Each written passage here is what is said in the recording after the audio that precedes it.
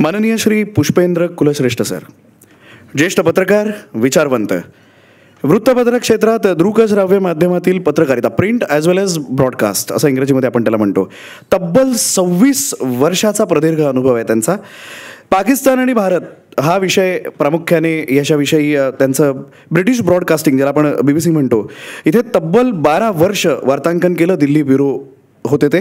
झी न्यूज, सहारा TV, बातमी या व्यतिरिक्त परराष्ट्रीय संबंध या विषयावरती त्यांनी मार्गदर्शन केले. वक्ता म्हणून ते बोललेले आहेत, लिहिलं सुद्धा आहे त्यांनी. YMCAचे कायमस्वरूपी प्रशिक्षक आहेत. 2006 ते 10 दरम्यान प्रेस क्लब ऑफ इंडियाचे सचिवपद त्यांनी भूषवलेलं आहे. स्वतः उत्तम हॉकीपटू आहेत आणि 2017 पासून व्याख्यानांच्या माध्यमातून देशातील नागरिक तसंच तरुण वर्गाचं प्रबोधन करण्यासाठी ते पूर्ण वेळ आता देतात. असे माननीय पुष्पेंद्र कुलश्रेष्ठ सर यांना विनंती करतो, ते आपल्याला मार्गदर्शन करतील. एकदा जोरदार टाळ्या त्यांच्यासाठी झाल्या पाहिजे. Sir please.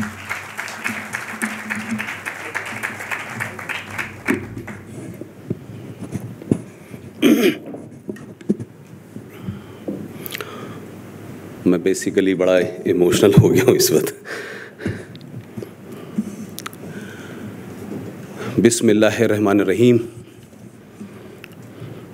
आज के प्रोग्राम, इस आयोजन के मुंतज़मीन स्वतंत्र वीर सावरकर स्मारक, रणजीत सावरकर जी, उनका पूरा परिवार और मुंबई के तमाम मेरे बुज़ुर्ग, मेरे हम उम्र और मेरे नौजवान साथियों, आपने मुझे सावरकर स्मारक में कुछ जानने, कुछ सुनने के लिए बुलाया है. इसका तहे दिल से आपका बहुत बहुत शुक्रिया.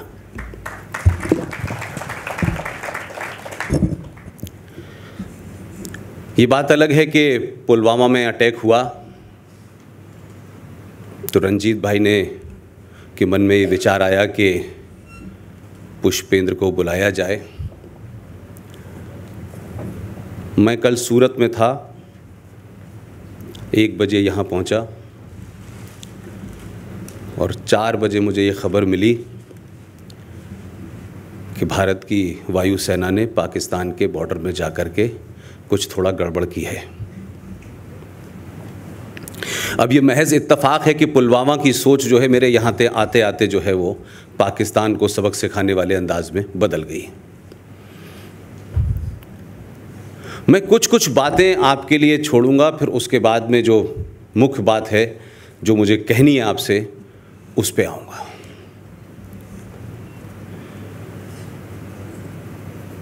दो तीन चीज़ें हैं. हमको लगता है कि आतंकवाद को लेकर के भारत में बहुत बातचीत होती है. आतंकवाद की अलग अलग परिभाषाएं गढ़ी गई हैं. जो मूल समस्या है, जो मूल कारण है, जो मूल जड़ में है, उसके बारे में कैसे उससे बचा जाए, कैसे उसको ढका जाए, कैसे उससे किनारा किया जाए, तो नए नए नैरेटिव हमारे देश में चल रहे हैं. और उसकी वजह से हम कैंसर का इलाज सर का दर्द समझ के कर रहे हैं. लिहाजा न कैंसर ठीक हो रहा और न सर का दर्द ठीक हो रहा. ये बात ज़रूर है कि भारत के 125 करोड़ लोगों के लिए वो कैंसर सर का दर्द बनता चला जा रहा है.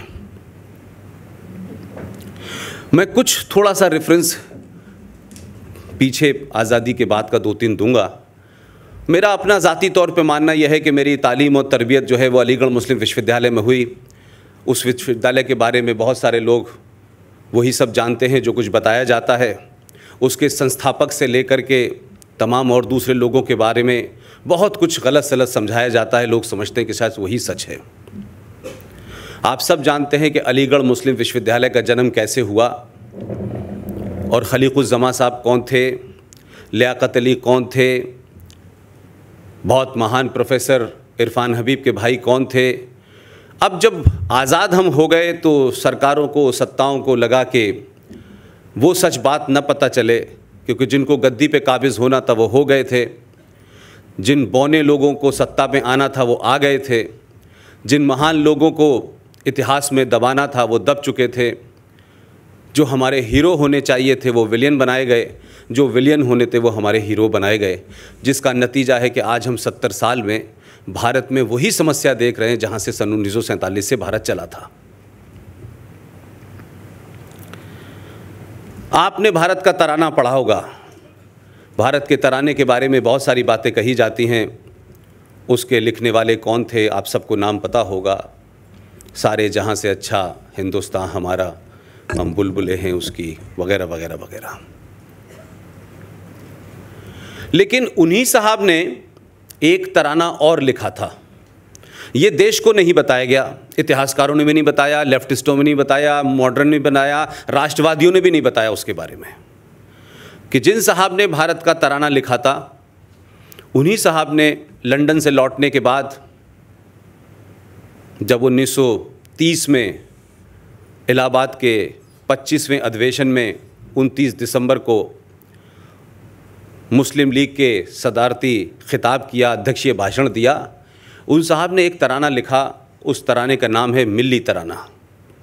उसकी सिर्फ 2 लाइन में आपको बता देता हूँ, उससे आपको अंदाज़ा होगा कि हमारी समस्या की जड़ में कहाँ से शुरू होती है। उनका मिल्ली तराना था। उस मिल्ली तराने की एक लाइन है, चीनो अरब हमारा, रंजीत भाई, चीनो अरब हमारा, हिंदुस्तान हमारा, मुस्लिम है हम, वतन है सारा जहां हमारा। अब हम इस महान आदमी को सर अल्लामा इकबाल कहते हैं।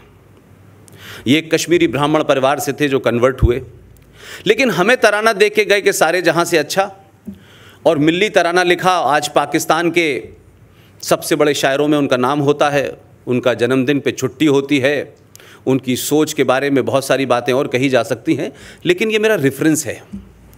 ऐसे ही 1857 का गदर आप सबको पता है, भारत की पहली म्यूटनी की बात कहते हैं। उस ज़माने मेरठ में एक साहब थे जिन्होंने अलीगढ़ मुस्लिम यूनिवर्सिटी की नींव रखी। पहले वो एक मदरसा था, फिर कॉलेज बना, फिर 1920 में वो विश्वविद्यालय बन गया। उसके संस्थापक ने अपनी मेरठ की स्पीच में, जो 1957 का गदर था जिसे पांडे जी ने शुरू किया था, उन्होंने अपनी स्पीच में कहा कि मुसलमानों को इस गदर में हिस्सा नहीं लेना चाहिए, ये जाहिल लोग हैं जो इस गदर में हिस्सा ले रहे हैं। वो भी इस देश में हिंदू मुस्लिम यूनिटी का आइकॉन बना दिया गया। मुस्लिम विश्वविद्यालय का संस्थापक था, उनको भी इत्तेफाक से अंग्रेज़ों ने सर का खिताब दिया। अल्लामा इकबाल को भी सर का खिताब दिया। तो हमने शायद कभी समझा नहीं, सोचा नहीं कि आखिर ये कौन लोग थे जिनको सर के खिताब मिल रहे थे, कौन लोग हैं ये जो बड़े आइकॉन बने घूम रहे थे, और उनके बारे में कई सारी बातें कही गई। तो मैं उस जगह पैदा हुआ, वहाँ मेरी पढ़ाई लिखाई सब कुछ हुई, कुरान मजीद भी वहीं पढ़ा, और मुझे नहीं पता था कि मैं सहाफ़त यानी पत्रकारिता में आ जाऊँगा कभी। 89 में मैंने पत्रकारिता शुरू की, और फिर एक लंबा सफ़र करके 2 दिसंबर 1917 को इस देश के चंद बड़े लोगों ने, जिनको मैं मानता हूं कि वो अपने निजी स्वार्थ से ऊपर उठ के राष्ट्र के बारे में बात करते हैं, उनके कहने पर मैंने अपनी नौकरी से इस्तीफ़ा दिया। और मुझसे कहा गया कि आप देश भर में ये इस्लाम, कुरान, शरिया, हदीस, टेररिज्म, कश्मीर, इन विषयों पे आप बोलें। और उसी सीरीज़ के सिलसिले में मैं पिछले 1-1.5 साल से पूरे देश में घूम रहा हूँ। महाराष्ट्र की धरती पे बॉम्बे में ये मेरा पहला भाषण है।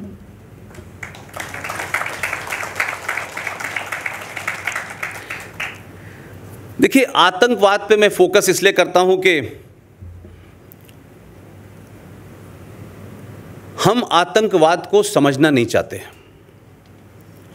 और हम पॉलिटिकली करेक्ट होने के लिए आतंकवाद की अलग अलग जो है उसकी परिभाषा गढ़ते हैं। ये सत्ता पक्ष भी करता है, विपक्ष भी करता है, और लगातार होता चला आ रहा है। तो मैं सत्ता पक्ष को, इसके और इससे पहले वालों को, तो कुछ हद तक मैं लीवरेज इस बात का देता हूं कि वो संविधान के शपथ लेकर वहां बैठे हैं, शायद बहुत सारे शब्दों का इस्तेमाल नहीं कर सकते, बहुत सारी बातें नहीं कह सकते, सच्चाई को शायद दूसरे तरीके से कहना चाहते हों, या सच्चाई को सच में न कहना चाहते हों। लेकिन मेरी शिकायत जो है वो भारतीय समाज से है। समाज ना तो किसी बंधन में बंधा हुआ है, न कोई संविधान का उसके ऊपर रोक है। जब इस देश में प्रधानमंत्री को गाली दी जा सकती है, जब इस देश में पार्लियामेंट को गाली दी जा सकती है, जब इस देश में इस बात की स्वतंत्रता है कि लोग कहते हैं कि भारत तेरे टुकड़े होंगे इंशाल्लाह इंशाल्लाह, इसे कहा जाता है कि ये आदमी के विचारों की स्वतंत्रता है। तो मैं सिर्फ इतना ज़रूर चाहता हूँ देश भर के लोगों से कि भाई आप आतंक के बारे में क्या समझते हैं, किस तरह उसको आप देखते हैं।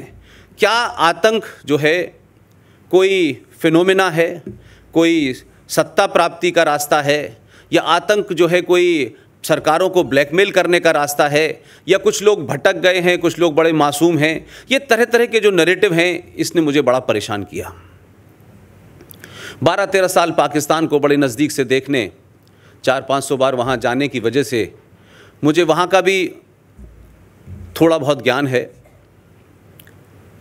हमारे देश में एक नैरेटिव चल रहा है कि आतंकवाद का धर्म नहीं होता। अब ये पहला देश का ऐसा आतंकवाद है कि 1984 में आप सब जानते हैं कि पंजाब में जो कुछ हुआ तो लोगों को धर्म पता चल गया, कहा साहब ये तो सिख आतंकवाद है। इस देश में 2 लोग पकड़े गए यकायक, मुझे नहीं पता वो सही पकड़े गए गलत पकड़े गए किस तरह पकड़े गए, लेकिन आज जो स्थिति है उन्हें कोर्ट ने अभी तक मुजरिम नहीं ठहराया है। 2 लोगों के पकड़ने से इस देश में लोगों को पता चल गया हिंदू आतंकवाद है। लेकिन इस आज़ाद भारत में एक विभाजन के बाद से लेकर के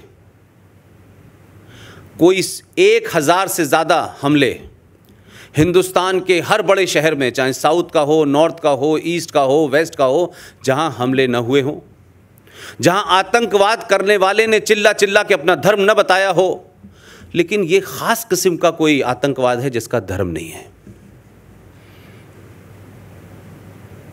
मैं मानता हूं कि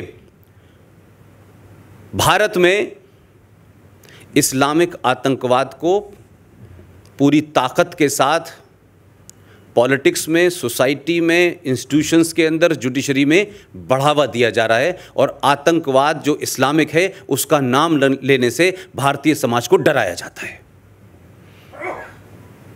लिहाजा एक आतंकवाद का नाम हम छुपाने के लिए कहते हैं कि पाकिस्तान आतंकवाद कर रहा है। तो पाकिस्तान सन 1947 में बना और आज तक पाकिस्तान जिस थ्योरी पे बना था उससे 1 इंच भी आगे पीछे नहीं हुआ है। ये बात अलग है कि लाखों लोग मरे, पाकिस्तान का क्रिएशन हुआ, वो इस्लामिक राज बना। ये भी बात सच है कि पार्टीशन आपने किया तो धर्म के नाम पे किया। ये भी बात सच है कि भारत में उस वक्त के जो भी हिंदू लीडरान थे उन्हें हो सकता है कि अपने हिंदू होने पे शर्माती हो, लेकिन उन्होंने सेकुलरिज्म को चुना। तो इस देश में सेकुलरिज्म के बाद भी हमने ये देखा कि पिछले 70 साल में एक डिवीजन नहीं है। इस देश में 500 से ज़्यादा कश्मीर बन चुके हैं, लेकिन हम बोलना नहीं चाहते हैं क्योंकि हमारी राज सत्ता न खिसक जाए, कहीं लोग हमको वोट देने से न कहीं मना न कर दें। लिहाजा हमें उस झूठ को घुमाए रखना है। सक्सेसिव गवर्नमेंट आती है, आप बीमारी को बीमारी की तरह से इलाज नहीं करते। दुनिया जिसको ये बीमारी समझ में आ जाती है, 9/11 के बाद से अमेरिका में कोई घटना नहीं घटी। वो सच थी, गलत थी, उस पर विवाद हो सकता है, उनको जो लगा उन्होंने किया, दोबारा हमला करने की किसी ने सोची नहीं। लेकिन हमारे यहाँ हर हमले के बाद झूठ बोलने के लिए, क्योंकि भारत में एक बड़ा वर्ग है, कहीं वो नाराज ना हो जाए, उसकी नाराजगी के चलते हम हर बार कहते हैं पाकिस्तान ने किया है।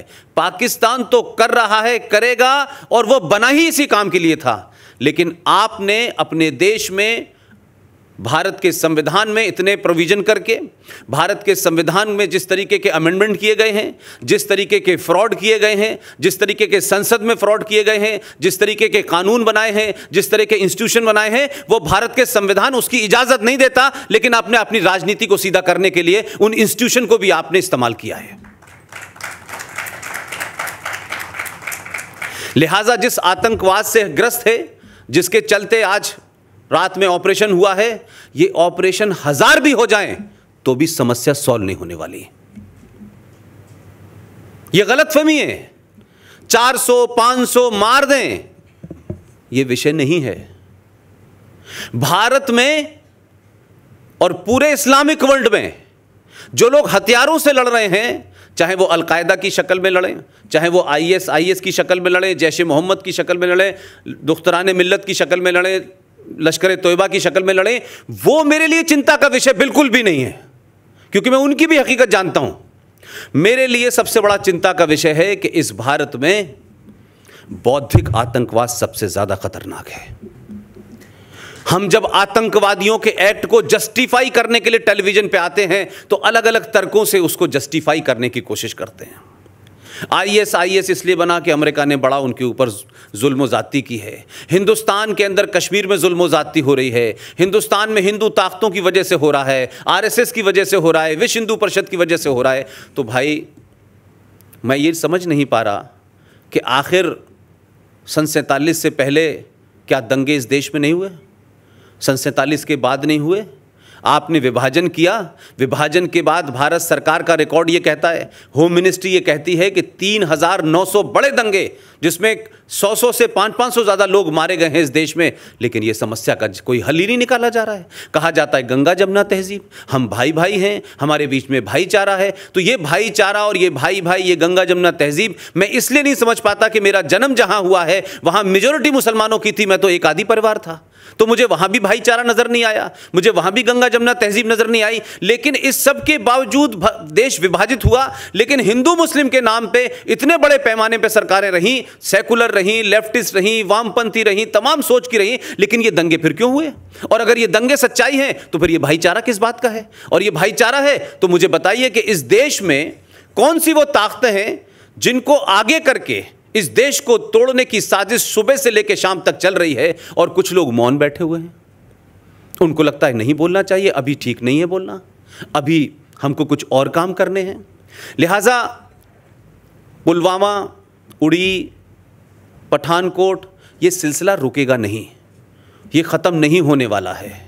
हम 2, 4, 10 स्ट्राइक कर दें, हम तो 3 वॉर लड़ चुके हैं, उसके बावजूद भी ये स्थिति है। तो समस्या कहाँ है?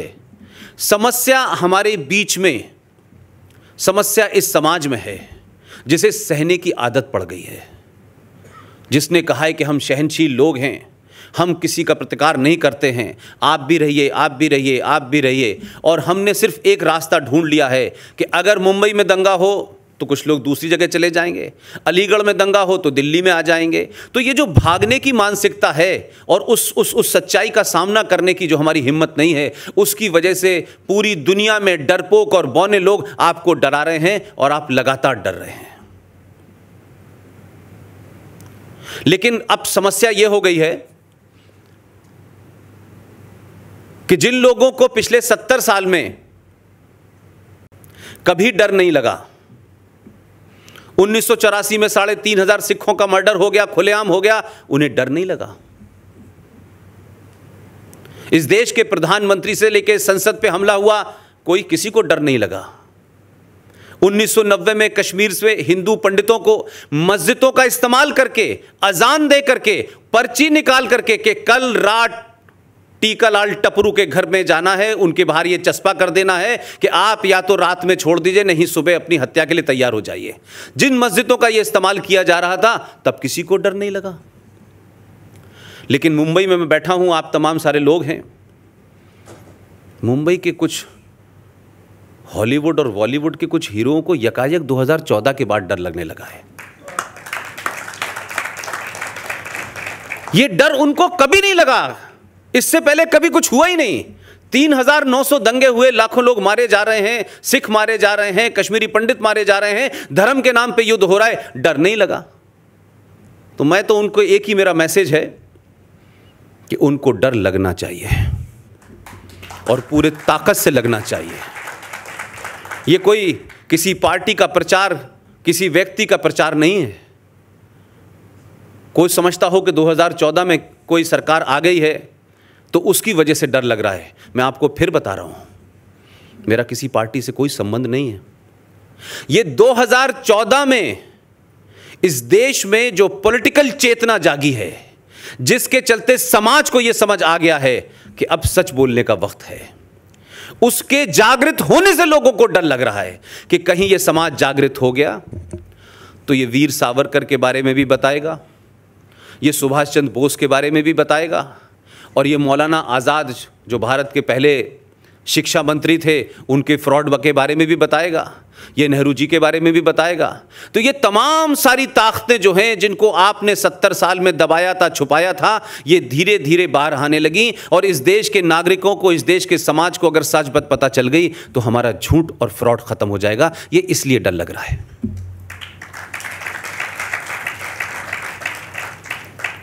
मैं कश्मीर पे आता हूं और फिर उसके बाद आतंकवाद पे और इस्लाम की क्या उसमें भूमिका है, इस पे बोलता हूं। जम्मू कश्मीर राज्य के बारे में पूरा भारत ये समझता है या समझता रहा होगा कि जम्मू कश्मीर एक राज्य है, वो जन्नत है, बहुत खूबसूरत जगह है, वहाँ जाना चाहिए, घूमना चाहिए। इससे ज़्यादा हमने कश्मीर के बारे में कभी समझा नहीं। और कुछ पार्टियों ने, कुछ लोगों ने, कुछ संगठनों ने धारा 370 का प्रचार पिछले कई सालों से किया कि धारा 370 जो है बड़ी ख़तरनाक है, इसकी वजह से जम्मू कश्मीर के अंदर ये हो रहा है, वो हो रहा है। वो भी मैं समझता हूँ कि सही बात नहीं थी। जम्मू कश्मीर को थोड़ी देर के लिए मैं 2-3 चीज़ें सामने रखता हूँ। जम्मू कश्मीर का 65% भाग जो है, 65% of the total area of Jammu and Kashmir is Leh Ladakh. 20% इलाका जो है वो जम्मू का है। मात्र 15% इलाका वैली का है, जहां सारा का सारा हंगामा मचा हुआ है। और पूरे दुनिया में, पूरे इस देश में कोई मुझे ऐसी जगह नहीं मिलती कि जहां 93% लोग चैन से, अमन से रहना चाहते हैं। न उन्हें कोई डर है, न उन्हें कोई खतरा है।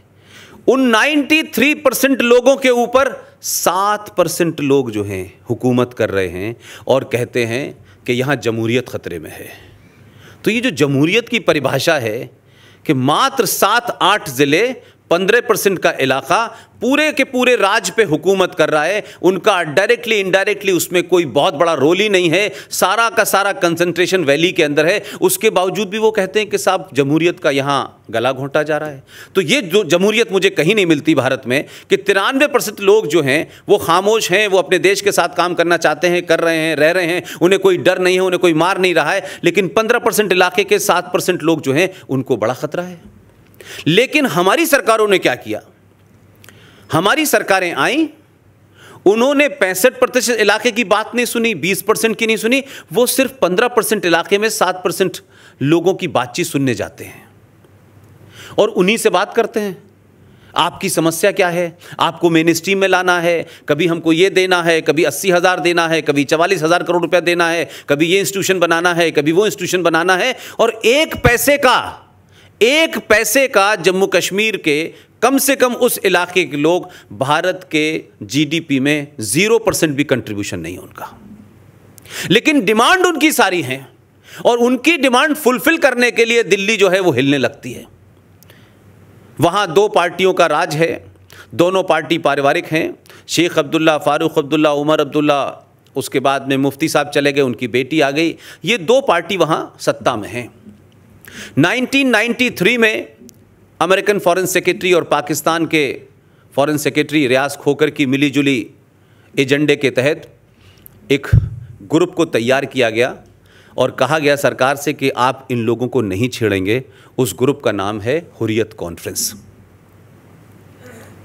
भारत सरकार के 100 करोड़ रुपए पर ईयर के खर्चे पे ये पलते हैं।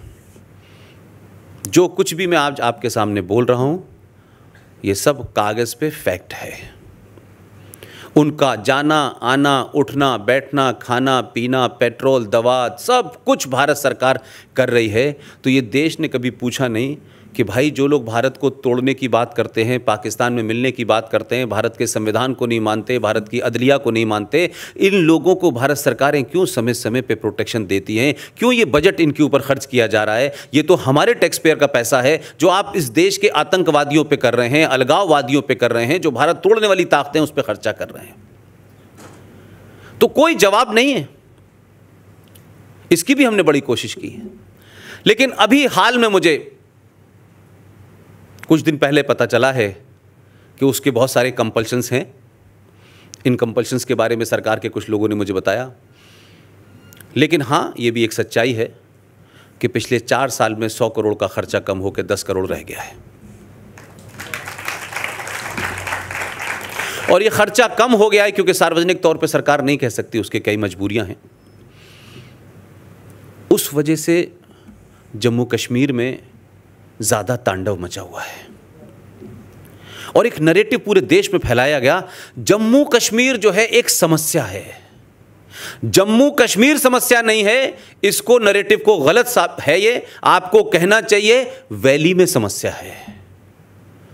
93% लोगों को कोई समस्या नहीं है, मात्र 15% इलाके में कुछ लोगों को समस्या है, क्योंकि उन लोगों को आपने पहले दिन से इतना पैम्पर किया है, इतना पैम्पर किया है कि उनकी नाजायज मांगे इतनी मांगी हैं कि अब वो बेहया बेशरम हो चुके हैं और अब उनको लगता है कि ये ब्लैकमेलिंग का धंधा अब हमारा यही सर्वाइवल का हिस्सा है। तो जब भी कोई सरकार हल्का सा टैप बंद करती है तो चिल्लाने लगते हैं, जगह जगह जाते हैं, यहाँ जाते हैं, वहाँ जाते हैं, आतंकवाद बढ़ जाता है, पत्थरबाज आ जाते हैं, आर्मी पे हमला होने लगता है।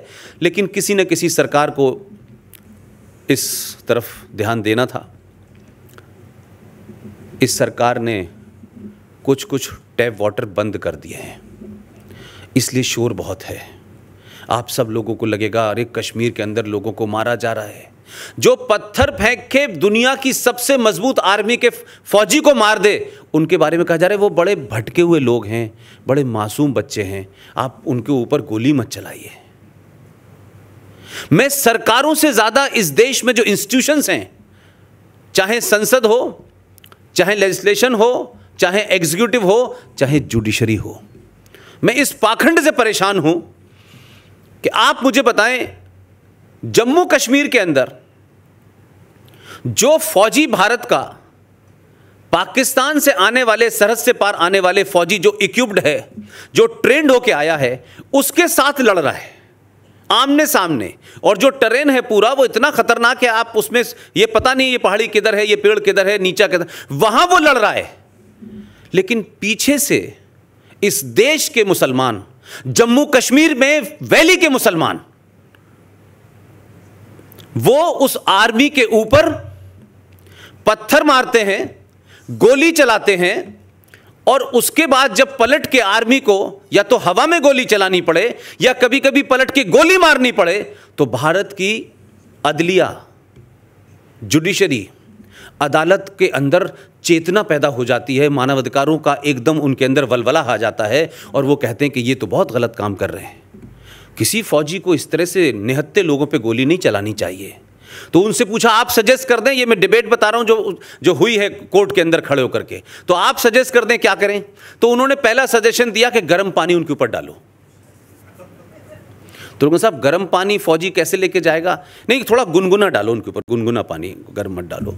प्लास्टिक की गोली चलाओ, ऐसे मत चलाओ, आगे से चलाओ, पीछे से चलाओ, जिन्हें क्या क्या उन्होंने अपने दुनिया जमाने के अपने जिसको कह सकते हैं कि सजेशन दे दिए। अब भारत सरकार से कोई पूछे भाई कि इस देश में फौज को क्या करना चाहिए, ये भी जज साहब बताएंगे। जो जज साहब दिल्ली के अंदर 5-5 ब्लैक कैट कमांडोज में रहते हैं, 2 गाड़ी पायलट की आगे चलती हैं, 2 पीछे चलती हैं, जबकि उन्हें कोई मार नहीं रहा है, वो ये सजेशन दे रहे हैं कि फौज को कैसे गोली चलानी चाहिए, कब चलानी चाहिए, पानी डालना चाहिए, प्लास्टिक डालनी चाहिए। नहीं, मुझे समझ ही नहीं आता इस देश में हो क्या है। लेकिन क्योंकि जुडिशरी ने काला कपड़ा पहन रखा है, लिहाजा उनके बारे में आप कोई बात करेंगे तो कंटेम्प्ट ऑफ कोर्ट हो जाएगा।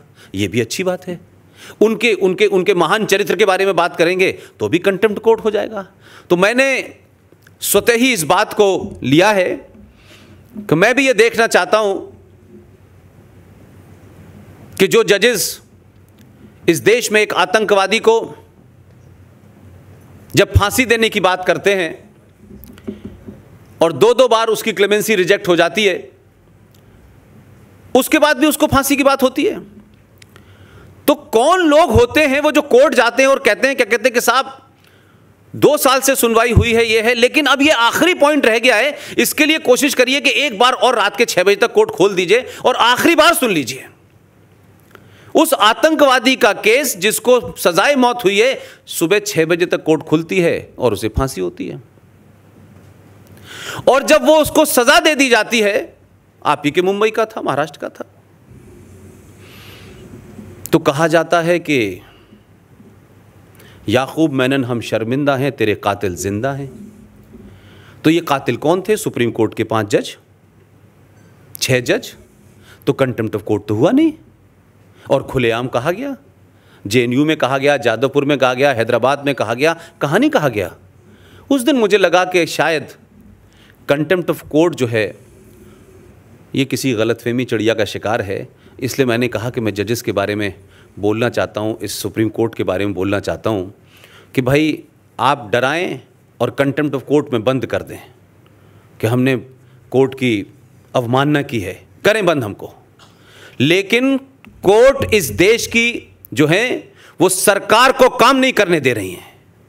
इस देश की कोर्ट जो है उनको रोहिंग्या के मानवाधिकारों का पता है, उनके बसने पर रोक लगाती हैं, बांग्लादेशी मुसलमानों के भारत में आने पर रोक लगाती हैं। लेकिन यही कोर्ट में जब कश्मीरी हिंदू पंडितों की तरफ से दिल्ली में जाता है और कहा जाता है कि आप हमारी एक अर्जी एक्सेप्ट कर लीजिए कि इसी आज़ाद भारत के अंदर 1990 में 3.5 लाख कश्मीरी हिंदू पंडितों को जिस बुनियाद पे मारा गया, रेप किया गया, कैसी विवश कहानियां हैं कि आप सुन नहीं सकते हैं। उनसे कहा गया कि कम से कम आप हमारी अर्जी सुन के इसके ऊपर बातचीत तो करिए, इसको सुनवाई तो करिए। कम से कम 3.5 लाख लोग जो वहां से भागे हैं, जिसमें कई हजार मारे गए हैं, कई हजार बेघर हो गए हैं, उसके बाद इतने लोग मर चुके हैं। एक FIR, एक कोई शिकायत तो किसी थाने में दर्ज करा दीजिए पूरे कश्मीर में। आज तक 3.5 लाख कश्मीरी पंडितों में से इतने मारे गए, इतनों का रेप हुआ, लेकिन पूरे जम्मू कश्मीर में एक FIR किसी के नाम की नहीं है, छोटी सी भी नहीं है, एक गिरफ्तारी नहीं है। तो सुप्रीम कोर्ट ने कहा कि 1990 का केस है, अब तो उसके कागजात भी नहीं है हमारे पास। अब इस पे क्या कहा जाए? तो सुप्रीम कोर्ट को मुंबई की दही हांडी की लंबाई कितनी होनी चाहिए इसकी चिंता है। सुप्रीम कोर्ट को महाकाल में कितना पानी चढ़ना चाहिए इसकी चिंता है। जलीकट्टू की चिंता है, धारा 377 की चिंता है। हम कह रहे हैं धारा 370 पे बात करो, वो कहते हैं नहीं 377 पे बात करेंगे। भाई इसकी भी चिंता है उनको। तो क्या सुप्रीम कोर्ट इस देश में एक ऐसी अनार्की पैदा करना चाहती है कि लोग सड़कों पर न्याय करने लगे?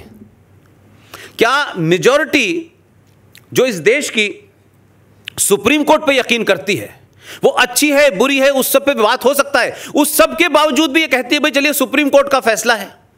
ये वो सुप्रीम कोर्ट है जिसके कई फैसलों के ऊपर इस देश में अमल नहीं हुआ।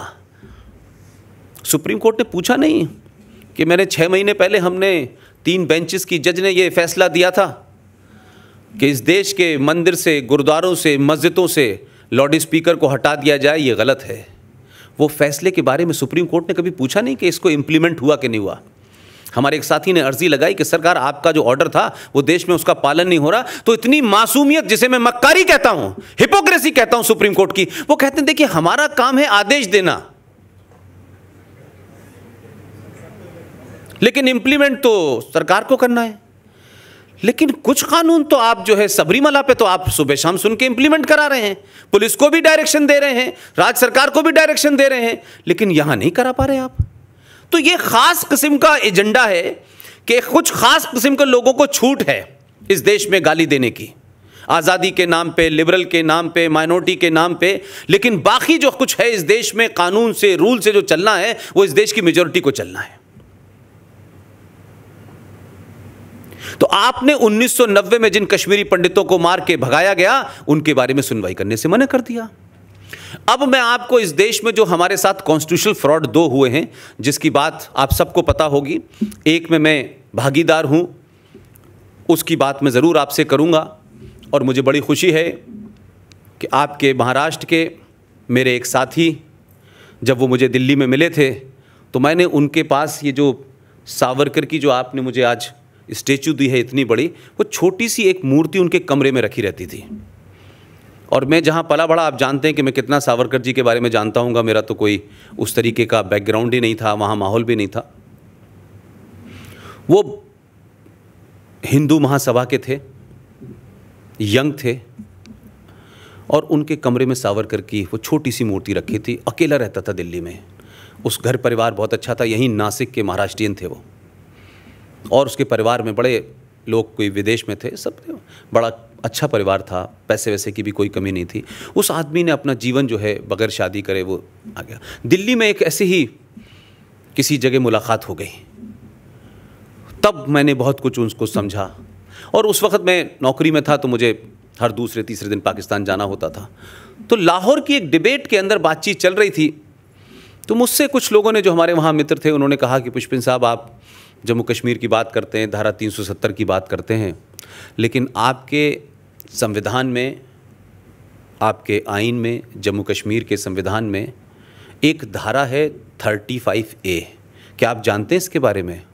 मैंने उनसे सपाट मना करा, मैं तो जानते ही नहीं, मुझे पता भी नहीं है, ना मेरा लीगल बैकग्राउंड है। लेकिन वो बात मेरे दिमाग में घूमती रही बहुत दिन तक कि ये आखिर क्या ऐसी चीज़ है जो मुझे नहीं पता, इस देश में कभी उसकी चर्चा नहीं हुई, लेकिन इसको कभी किसी ने बताया भी नहीं। मैं आया और उस जो मेरे साथी थे, संदीप कुलकर्णी, नासिक के रहने वाले थे, सावरकर के बड़े ज़बरदस्त भक्त थे और मुझे बहुत कुछ समझाया करते थे हिंदुत्व के बारे में, मैं सुनता रहता था उनसे। मैंने उनसे जिक्र किया, मैंने कहा यार मैं तो एक ऐसे नौकरी में हूँ कि मैं ये PIL वगैरह डालूंगा तो सरकार को तकलीफ़ हो जाएगी, आप, मैंने कहा, एक संगठन बनाइए और करिए, मैं सारी इसकी बैकिंग आपको देता हूँ। और एक और साथी हमारे थे, राकेश मुदगल, हम तीनों लोगों ने मिलकर के इसकी स्टडी की और कोई 6 महीने के अंदर हमने ये पता लगाया कि भारत के संविधान में अगर सबसे बड़ा कोई फ्रॉड है तो वो 35A है। अब ये 35A है क्या? 35A 14 मई 1954 को जवाहरलाल नेहरू साहब को अपने दोस्त शेख अब्दुल्ला साहब से दोस्ती निभानी थी। शेख अब्दुल्ला साहब ने जितनी मांग मानी, उन्होंने कहा कि हमें एक अलग संविधान चाहिए, आपने संविधान दिया। उन्होंने कहा कि मैं मुख्यमंत्री नहीं कहलाऊंगा, मुझे भी प्रधानमंत्री कहा जाएगा। उन्होंने कहा आप ये भी ले लीजिए।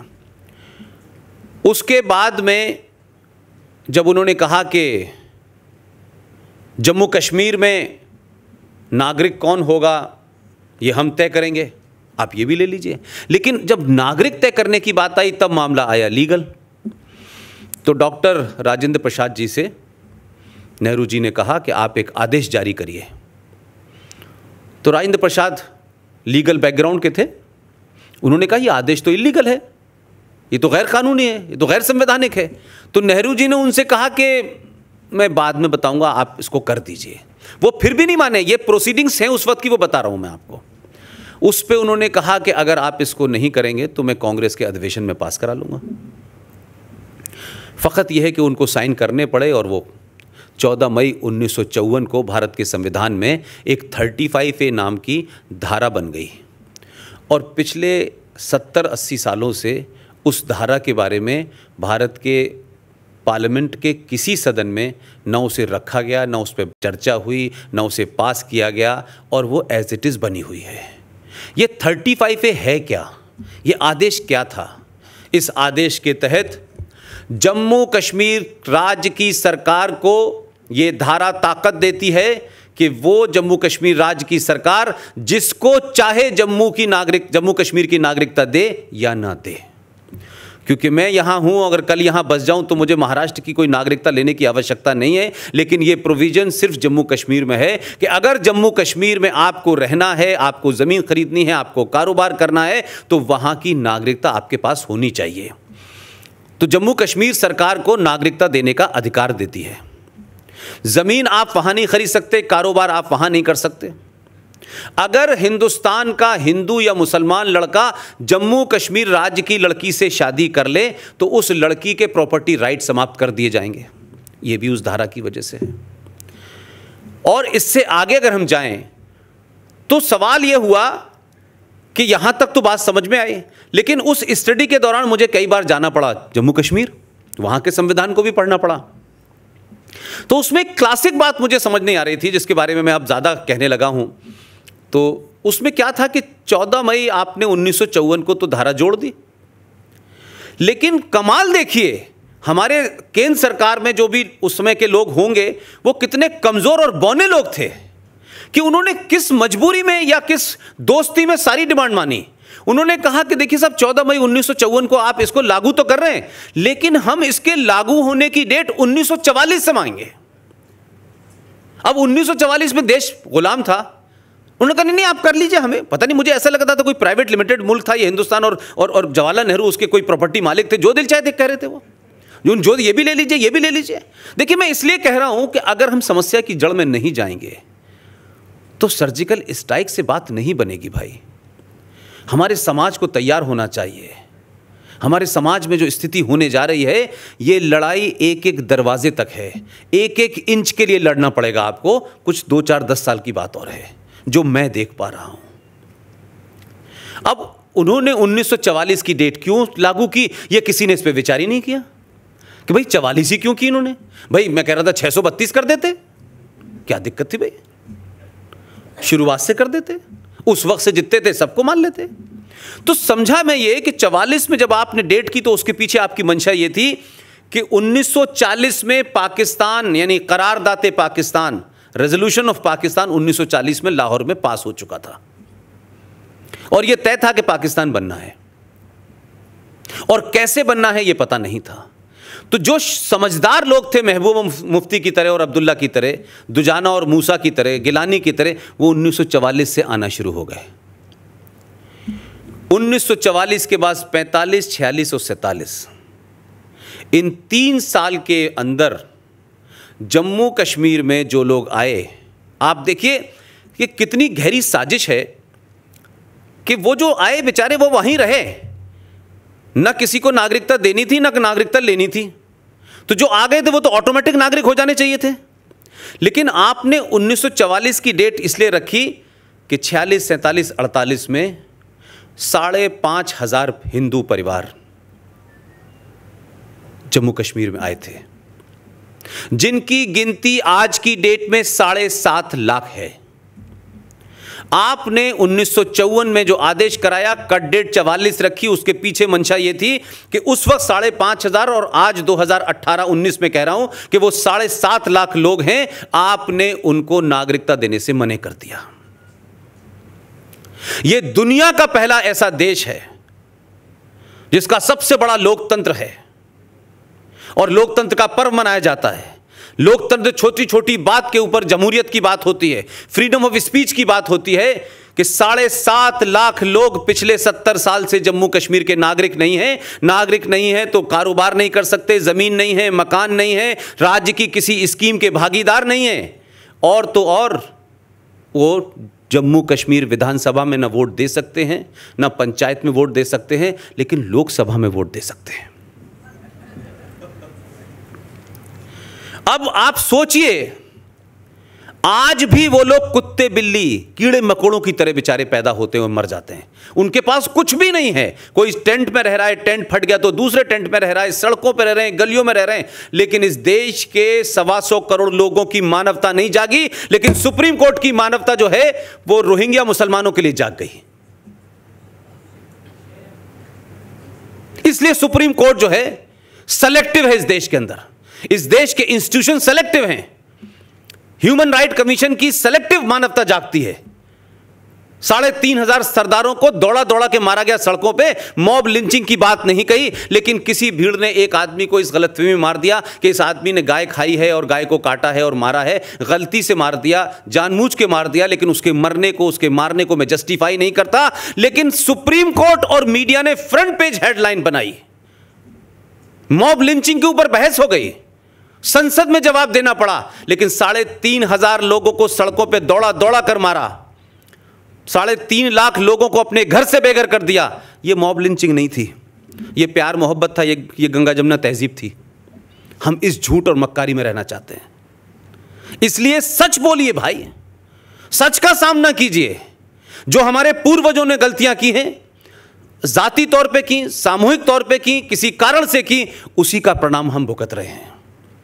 और अगर यह सच्चाई आज आपको समझ आ रही है तो ये मान के चलिए कि आपके समय कम है, लेकिन आपकी आने वाली जनरेशन के सामने बड़ा ही भयानक समस्या आने वाली है।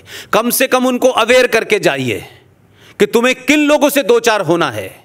यह समस्या का हल नहीं है जो बहुत सारे लोग कहते हैं यार कोई फर्क नहीं पड़ता। श्रीनगर के लोग भी और कश्मीर के लोग भी कहते थे हम सालों से साथ रह रहे हैं, क्या बात कर रहे हो, कभी ऐसा होता है यार? किसी बात कर रहे हो? मालदा के लोग भी कहते थे, कैराना के लोग भी कहते थे, अलीगढ़ भी कहता था, दुनिया के तमाम सारी जगह यही बकवास चलती थी, लेकिन अब सब जगह स्थिति वही हो गई है। ऐसा ना हो कि जब हम चेतन हो, जब हम अलर्ट हो, तो हमारी स्थिति रिएक्ट करने लायक भी ना हो जाए। लिहाजा इस समाज को यह समझना चाहिए कि जम्मू कश्मीर की समस्या सिर्फ जम्मू कश्मीर की नहीं है। कितने लोगों को आपको पता है कि ग़ज़वाए हिंद का नाम सुना है आप लोगों ने कि नहीं? ये ग़ज़वाए हिंद क्या है, ये क्या फ़िलॉसफ़ी है? हमारा पड़ोसी मुल्क बताता है कि अल्लाह मियाँ कह के गए हैं, मोहम्मद साहब हमारे नबी कह के गए हैं, ये तो होना है। गाज़ी का मतलब समझते हैं आप लोग? गाज़ी उसे कहते हैं जो लड़ते लड़ते नॉन बिलीवर को मार दे, उसे गाज़ी का दर्जा मिलता है, बहादुरी का दर्जा मिलता है। ये ग़ज़वाए हिंद वही है। ग़ज़वाए हिंद की सिर्फ इतनी शॉर्ट में कहानी है कि पूरी दुनिया में जब तक इस्लाम का परचम नहीं फहरेगा तब तक ये इस्लाम कंप्लीट नहीं है। हमने पूरी दुनिया में फहरा दिया है, लेकिन सिर्फ पिछले 700-800 साल से हम भारत में इसे नहीं फहरा पा रहे हैं। लिहाजा लगातार रेजिस्टेंस भारत में मिल रहा है, और भारत में हमको जब तक गली गली मोहल्ले मोहल्ले इस्लामिक कानून नाफिज नहीं हो जाता, इस्लाम के मानने वालों की सरकारें नहीं बन जाती, इस्लाम के मानने वालों की गिनती नहीं हो जाती, तब तक ये ग़ज़वाए हिंद पूरा नहीं होगा। और उसी ग़ज़वाए हिंद का रास्ता है जम्मू। दिल्ली में ग़ज़वाए हिंद आसमान से नहीं आएगा, जम्मू से आएगा, उसी रूट से आएगा, क्योंकि वही रूट है, क्योंकि ग़ज़वाए हिंद का हम कमाल पाकिस्तान में भी देख रहे हैं। तो जिन लोगों की ये ख्वाहिश है कि भारत एक सेकुलर देश है, रिपब्लिक देश है, पूरे भारत के अंदर सेकुलरिज्म है, लेकिन भारत के एक राज्य में जो शांति प्रिय लोग हैं, जिनका धर्म भाईचारा सिखाता है, झूठी गलत कुरान की व्याख्या करके अपने हिंदुओं लोगों को अलग अलग कहानियां सुनाते हैं, और हिंदू कुरान शरीफ पढ़ता नहीं है, जानता नहीं है, लिहाजा उसी बात को मान लेता है। एक राज्य है सिर्फ पूरे देश में हमारे, जहां मुसलमान 70% मेजॉरिटी में हैं। उस राज्य में जो कुछ आप अखबारों से पढ़ते हैं वो अपनी जगह है। उस राज्य का जो केस हम 35A को, हम जिन 3 लोगों ने 19 अगस्त 2014 को कोर्ट में डाला था, तो जब वो एक्सेप्ट हुआ तो इस बात की ढूंढ कोशिश हुई कि ये कौन लोग हैं जिन्होंने ये मुसीबत हमारे लिए खड़ी कर दी है। तो भाई शुरू में तो अंदाज़ा नहीं था। कुछ बातें सार्वजनिक तौर पे मैं इसलिए कहने से थोड़ा सा अवॉइड करता हूँ कि उसके परिणाम अच्छे नहीं होंगे। आपके राज्य का वो मेरा साथी संदीप कुलकर्णी की मौत उसके कमरे में कैसे हुई ये पता आज तक मुझे नहीं चला। किसी सरकार ने नहीं पूछा कि ये शख्स जो स्वस्थ था, जिसने रात 10 बजे मेरे साथ खाना खाया, जिसको कोई टेंशन नहीं था, उसकी मौत उसके कमरे में कैसे हो गई, ये किसी ने नहीं बताया। मेरे पास जो मैं खड़ा हुआ हूँ उसके अलावा मेरे पास न कोई धन दौलत है, न कोई मेरे पास ऐसी ताकत है कि मैं सबसे लड़ सकूं। मेरे पास थोड़ी बहुत हिम्मत है, जिसलिए मैं लड़ रहा हूं। अब वो कोर्ट में चलते चलते स्थिति यहाँ पहुँच गई है कि कल उसकी सुनवाई आखिरी थी, कल बढ़ा दी गई है, 1-2 दिन और बढ़ेगी। पूरे जम्मू कश्मीर राज्य में धरना, जम्मू कश्मीर राज्य का मतलब यहाँ मेरे मुंह से बार बार इसलिए निकल जाता है क्योंकि वो एक आदत बनी हुई है। पूरी वैली के अंदर खुली चुनौती दी जा रही है कि अगर 35A पे, और एक बात और बता दूं मैं, आर्टिकल 35A को हटाने की कार्रवाई जो है या रखने की कार्रवाई जो है या उस पर सुनवाई हो रही है, वो आरएसएस के हेडक्वार्टर में नहीं हो रही, वो बीजेपी के हेडक्वार्टर में नहीं हो रही, वो भारत की कोर्ट, सुप्रीम कोर्ट में हो रही है। और सुप्रीम कोर्ट का चीफ जस्टिस उस बेंच में शामिल है। लेकिन उस बेंच में सुनवाई होने के बावजूद भी जम्मू कश्मीर में खुलेआम कहा गया है कि अगर इसके साथ छेड़छाड़ की गई तो जम्मू कश्मीर का हाल हम 1947 वाला कर देंगे। उन्हें सरकारें प्रोटेक्शन दे रही हैं, उनको पकड़ के नहीं कोई जेल में डाल रहा, उनके लिए सुप्रीम कोर्ट कोई सवाल नहीं खड़ा कर रहा कि खुली चुनौती है कोर्ट को, खुला वायलेंस करने की चुनौती है। इसी महबूबा मुफ्ती ने 6 महीने पहले कहा था कि अगर छेड़छाड़ की गई तो जम्मू कश्मीर में तिरंगा लहराने वाला कोई नहीं मिलेगा। आप यकीन मानिए, संदीप चला गया, उसकी ताकत और शायद जो हालात हैं उसने हम लोगों को इतना मजबूत किया। जम्मू गया में एक सभा की, और इत्तफाक की बात है कि जैसे मैं यहाँ सभा कर रहा हूँ, कोई 200 मीटर पे मुफ्ती सभा कर रही थी। मैंने कहा महबूबा मुफ्ती, मैं जम्मू में खड़ा हूँ, तिरंगे को उठाने वाले तो बहुत मिलेंगे, लेकिन अपना ध्यान रखना कि तुम्हें कोई उठाने वाला मिलेगा कि नहीं मिलेगा।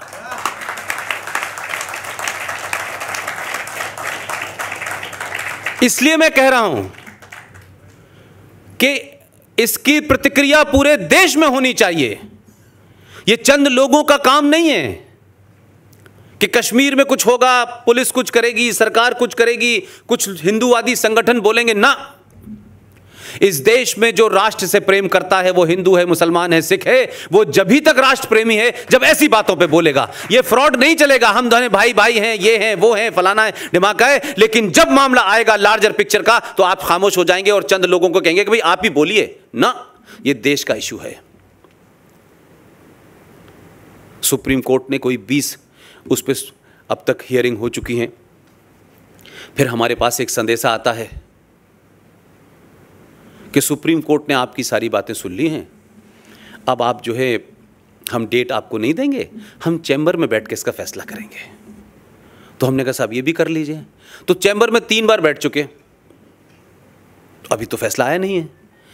मैंने जो उस केस की जो बारीकी है जिसमें आपकी जीत होगी, वो इसलिए नहीं है कि उसमें क्या प्रोविजन है, वो अपनी जगह है। प्रोविजन तो अपनी, हम प्रोविजन के खिलाफ नहीं लड़ रहे। हमने सिर्फ इतना सुप्रीम कोर्ट में एक पेच डाला है कि क्या सुप्रीम कोर्ट ये मानती है कि भारत का राष्ट्रपति कोई आदेश दे वो संविधान का हिस्सा बन सकता है? अगर बन सकता है तो मान लीजिए, ये हो नहीं सकता। और हमने कहा कहीं ऐसा नजीर मत डाल दीजिएगा कि हामिद अंसारी जैसे लोग राष्ट्रपति बन जाएं किसी दिन इस देश के। वो कौन सा आदेश देंगे इसका अंदाजा है आप लोगों को कि कैसे कैसे आदेश देंगे। अब सुप्रीम कोर्ट के सामने समस्या यह है कि अगर वो इसको मने करती है तो ये फ्लड गेट खुल जाएगा कि कल राष्ट्रपति आएगा, वो भी कोई बयान दे सकता है, संविधान का हिस्सा बन सकता है। फिर दोनों सदनों की क्या जरूरत है? फिर तो राष्ट्रपति से आदेश दिलवाइए, कानून बनाइए। वो ये कह नहीं सकती। और आप देखिए कि बड़े बड़े फैसले देने के, सबरीमला में पूरे राज्य के अंदर आग लगी हुई है। आपने वो स्थिति और वो तमाम सारे, वहां चिंता नहीं हो इसको, लेकिन इस फैसले को देने में सुप्रीम कोर्ट अगर मगर चुनाचे, ये नुक्ता यहां लगाना है, ये जेर यहां लगाना है, ये जबर यहां लगाना है, इतने हिज्जे कर रही है भाई कि हिचकिचा रही है। हमने कहा फैसला दे दीजिए, लीगल मामला है। लेकिन अब मैंने सुना है कि कुछ लोग जम्मू कश्मीर चले गए हैं, वर्दी वाले लोग। सरकार ने भेज दिया है कि जो लोग तिरंगा ना उठाने वाले हों, जो जलाने वाले हों, जो 47 जैसा माहौल बना रहे हों, उनकी तैयारी कर दी है सरकार ने इस बार। फैसला कल आए परसों आए, मैं आपके बीच रहूं या न रहूं, फैसला आपके हक ही में आएगा, इसके अलावा कोई चारा ही नहीं है। कोई रास्ता ही नहीं है। और ये धारा 35A जिस वक्त भी हटेगी, मेरे शब्दों को याद रखिएगा, जिस घड़ी हटेगी ना, उससे 8 या 10 घंटे के अंदर जम्मू कश्मीर में आतंकवाद 50% समाप्त हो जाएगा, इमीडिएटली समाप्त हो जाएगा। इसी आर्टिकल 35A के साथ में एक और वाकया आपको कश्मीर का बताता हूं, जो देश के बड़े बड़े लोगों ने नहीं बताया, जिसमें मेरी बड़ी मेरी ज़ाती ख्वाहिश है कि अंबेडकर के वारिस यहाँ हैं महाराष्ट्र में। मैंने सुना है वो मिल गए थे एक बार मुझे महाराष्ट्र सदन में। मैंने जब उनसे वो छोटी सी बात पूछी तो बड़े नाराज़ हो गए।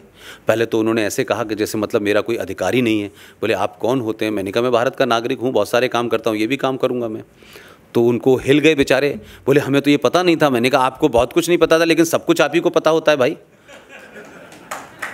मैं आपको एक घटना बता रहा हूं, ये घटना बहुत छोटी है लेकिन कितनी बड़ी राष्ट्रीय बात है ये। 1957 में जम्मू कश्मीर राज्य के अंदर सफाई कर्मचारियों ने हड़ताल कर दी,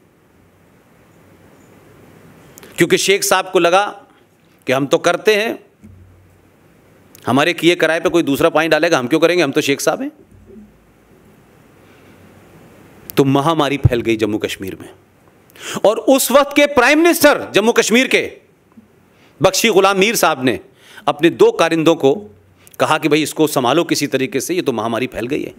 तो पठानकोट और अमृतसर से उनके 2 कारिंदे गए और 200 वाल्मीकि लोगों को लेके आए और उनसे हाथ जोड़ के विनती की कि आप यहाँ आए हैं, आप हमारी मदद करें, आप सफाई करें, हम आपको यहाँ की नागरिकता भी देंगे और आपको रोजगार भी देंगे।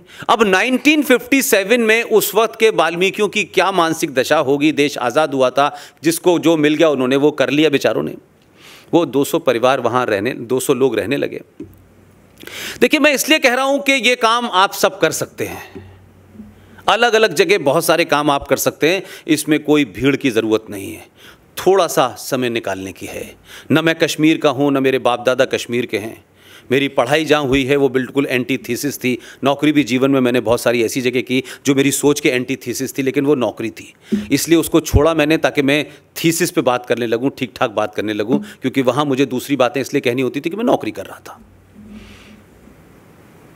इसी 35A के सिलसिले में जम्मू कश्मीर के अंदर हम लोग एक कैंप से गुजर रहे थे, इससे पूछा, उससे पूछा, उससे पूछा, तो कुछ लोगों ने हमसे बातचीत में, रेफरेंस में ये कहा कि क्या आप हमारी दशा को जानते हैं? तो हमने कहा हमको नहीं पता है भाई, हम लोकल भी नहीं हैं यहाँ के।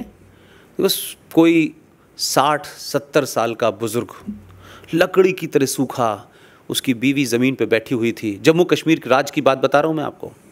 वो रोने लगे, मैंने उनका हाथ वाथ पकड़ा, उनके पास बैठ गया। तब उन्होंने मुझे जो बताया ना, तो मुझे उस वक्त ऐसा लगा कि शायद मेरे, मतलब मैं, इतनी आग थी मेरे अंदर, मुझे लगा कि मैं क्या कर सकता हूँ उस वक्त। वो 200 परिवारों को, 200 वाल्मीकियों को वहां रखा और क्या किया आपने? आपने नौकरी दे दी उनको, वो काम करने लगे और उसके बाद में बात खत्म हो गई, सब भूल गए। सवाल क्या है उसमें महत्वपूर्ण, कि आपने कितनी मक्कारी के साथ, कितनी नफरत के साथ, जो जिन्ना साहब यहां से गए थे जब, तो मुस्लिम दलित भाई भाई की बात कर रहे थे, और बंगाल से एक साथी को अपने साथ ले गए थे जिसको पाकिस्तान का पहला लॉ मिनिस्टर बनाया, जिसने वहां का संविधान लिखा। वो कहानी अलग रेफरेंस की है। और आज की डेट में आप सुनते हैं नारे जय भीम और जय मीम। अंबेडकर साहब के वारिस भी लगा रहे हैं, रोज लगाते हैं, हर बात पे प्रतिक्रिया देते हैं। वो 200 वाल्मीकि परिवारों की गिनती आज की डेट में 2.5 लाख है। वो राज्य के नागरिक नहीं है, कुछ हद तक मान लेता हूं।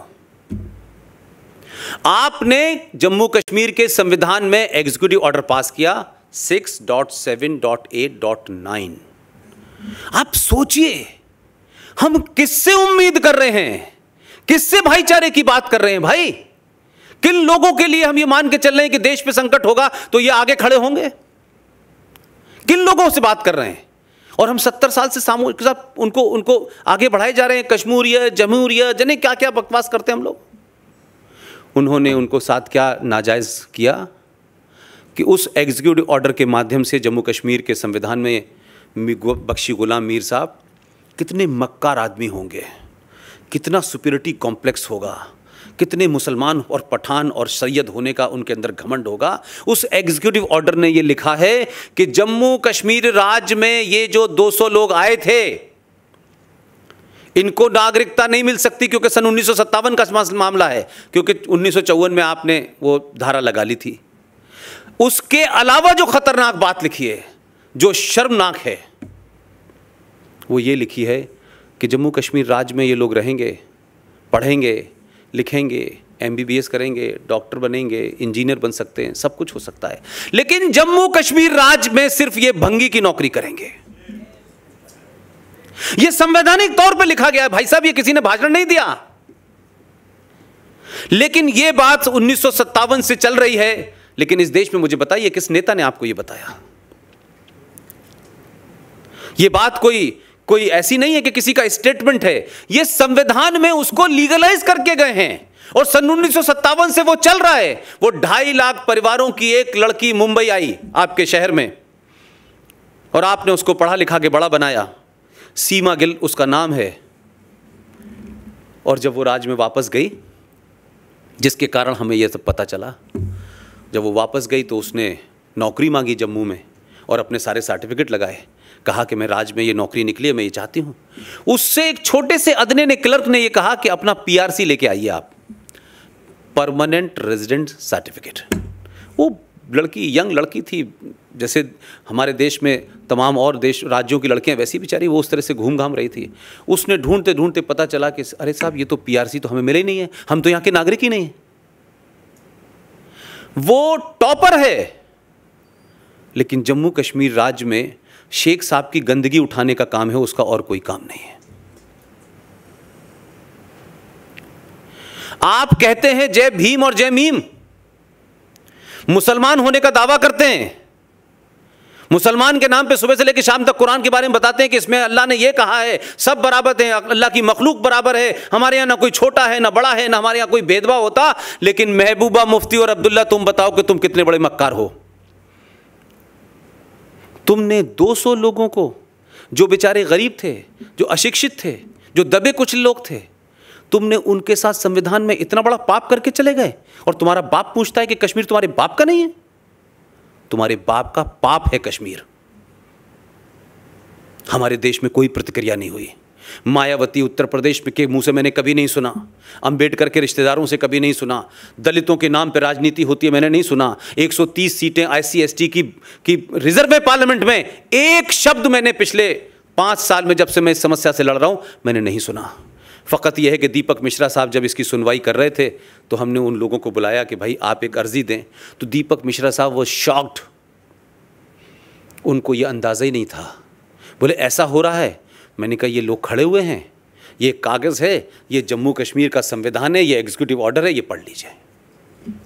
इतने नाराज़ हुए कि उन्होंने कहा, वो तो अब चले गए, मैं उस वक्त की आखिरी डेट जो उनके दौर की थी बता रहा हूँ, उन्होंने कहा कि हम इसको फिर हटा देते हैं। उन्होंने कहा 10 दिन बाद की डेट दी। 10 दिन बाद की जब डेट थी तो पूरे जम्मू कश्मीर में हंगामा हो गया, मूसा पैदा हो गए, दुजाना पैदा होने लगे। ये सब किसी के इशारे पे खेल होने लगता है। आतंकवादी सडनली तेज हो जाते हैं, फिर शांत हो जाते हैं, स्कूलों में आग लग जाती है। ये ऐसे ही नहीं हो रहा है। हमको लगता है कुछ लोग नहीं है, वहां की मेजॉरिटी मुसलमान नहीं चाहती कि हिंदू के हाथ में ताकत जाए। वो आपको आज भी उसी नजर से देखते हैं। लिहाजा कश्मीर को दिल्ली कुछ भी दे दे, आपका काम है देना, हम वापस आपको सिर्फ आतंकवाद देंगे और कुछ नहीं देंगे। और इसी सरकार के अंदर जम्मू कश्मीर में 57 एक्ट कानून जम्मू कश्मीर की विधानसभा में ऐसे बने हैं जो एंटी हिंदू और एंटी इंडिया हैं। कोई बोलता नहीं है इसके बारे में, कोई नहीं बोलता है। हम आतंकवाद को से लड़ रहे हैं कि उसे बढ़ावा दे रहे हैं? आतंकवाद क्या है भाई? कुछ गुंडे पाल रखे हैं जिनका नाम हुर्रियत है, वो अपना कैलेंडर जारी करते हैं हर हफ्ते उनका कैलेंडर जारी होता है। मंगल को यहां बंद रहेगा, बुध को ये होगा, फलाने दिन प्रोटेस्ट होगी, उन्होंने कैलेंडर जारी करते हैं, उन्हें कोई नहीं पकड़ता भाई। लेकिन हिंदुस्तान से कोई दीवाना बनारस से चला जाए, इलाहाबाद से चला जाए, मुंबई का चला जाए कि भाई मैं वहां जा रहा हूं, लाल चौक पे झंडा फहराऊंगा, तो लाल चौक पे तिरंगा फहराने में उसकी पिटाई इतनी होती है कि वो ICU में चला जाता है। लेकिन जम्मू कश्मीर राज्य में IS का झंडा खुलेआम फहराया जाता है। एक मुझे बता दीजिए कि जिसने IS का झंडा भारत की धरती पे फहराया हो, जम्मू कश्मीर में फहराया हो, उसको किसी ने गोली मारी हो, उसको किसी ने पीटा हो, उसको कोई जेल हुई हो, बल्कि वो तो वहां मुजाहिदीन कहलाते हैं। और दूसरी मक्कारी, ये IS के झंडे पे क्या लिखा होता है पता है कुछ आप लोगों को? एक काला सा झंडा लेके लोग खड़े होते हैं, उस पे क्या लिखा होता है? उस IS के झंडे के ऊपर लिखा होता है ला इलाहा इल्लल्लाह मोहम्मदन रसूलुल्लाह।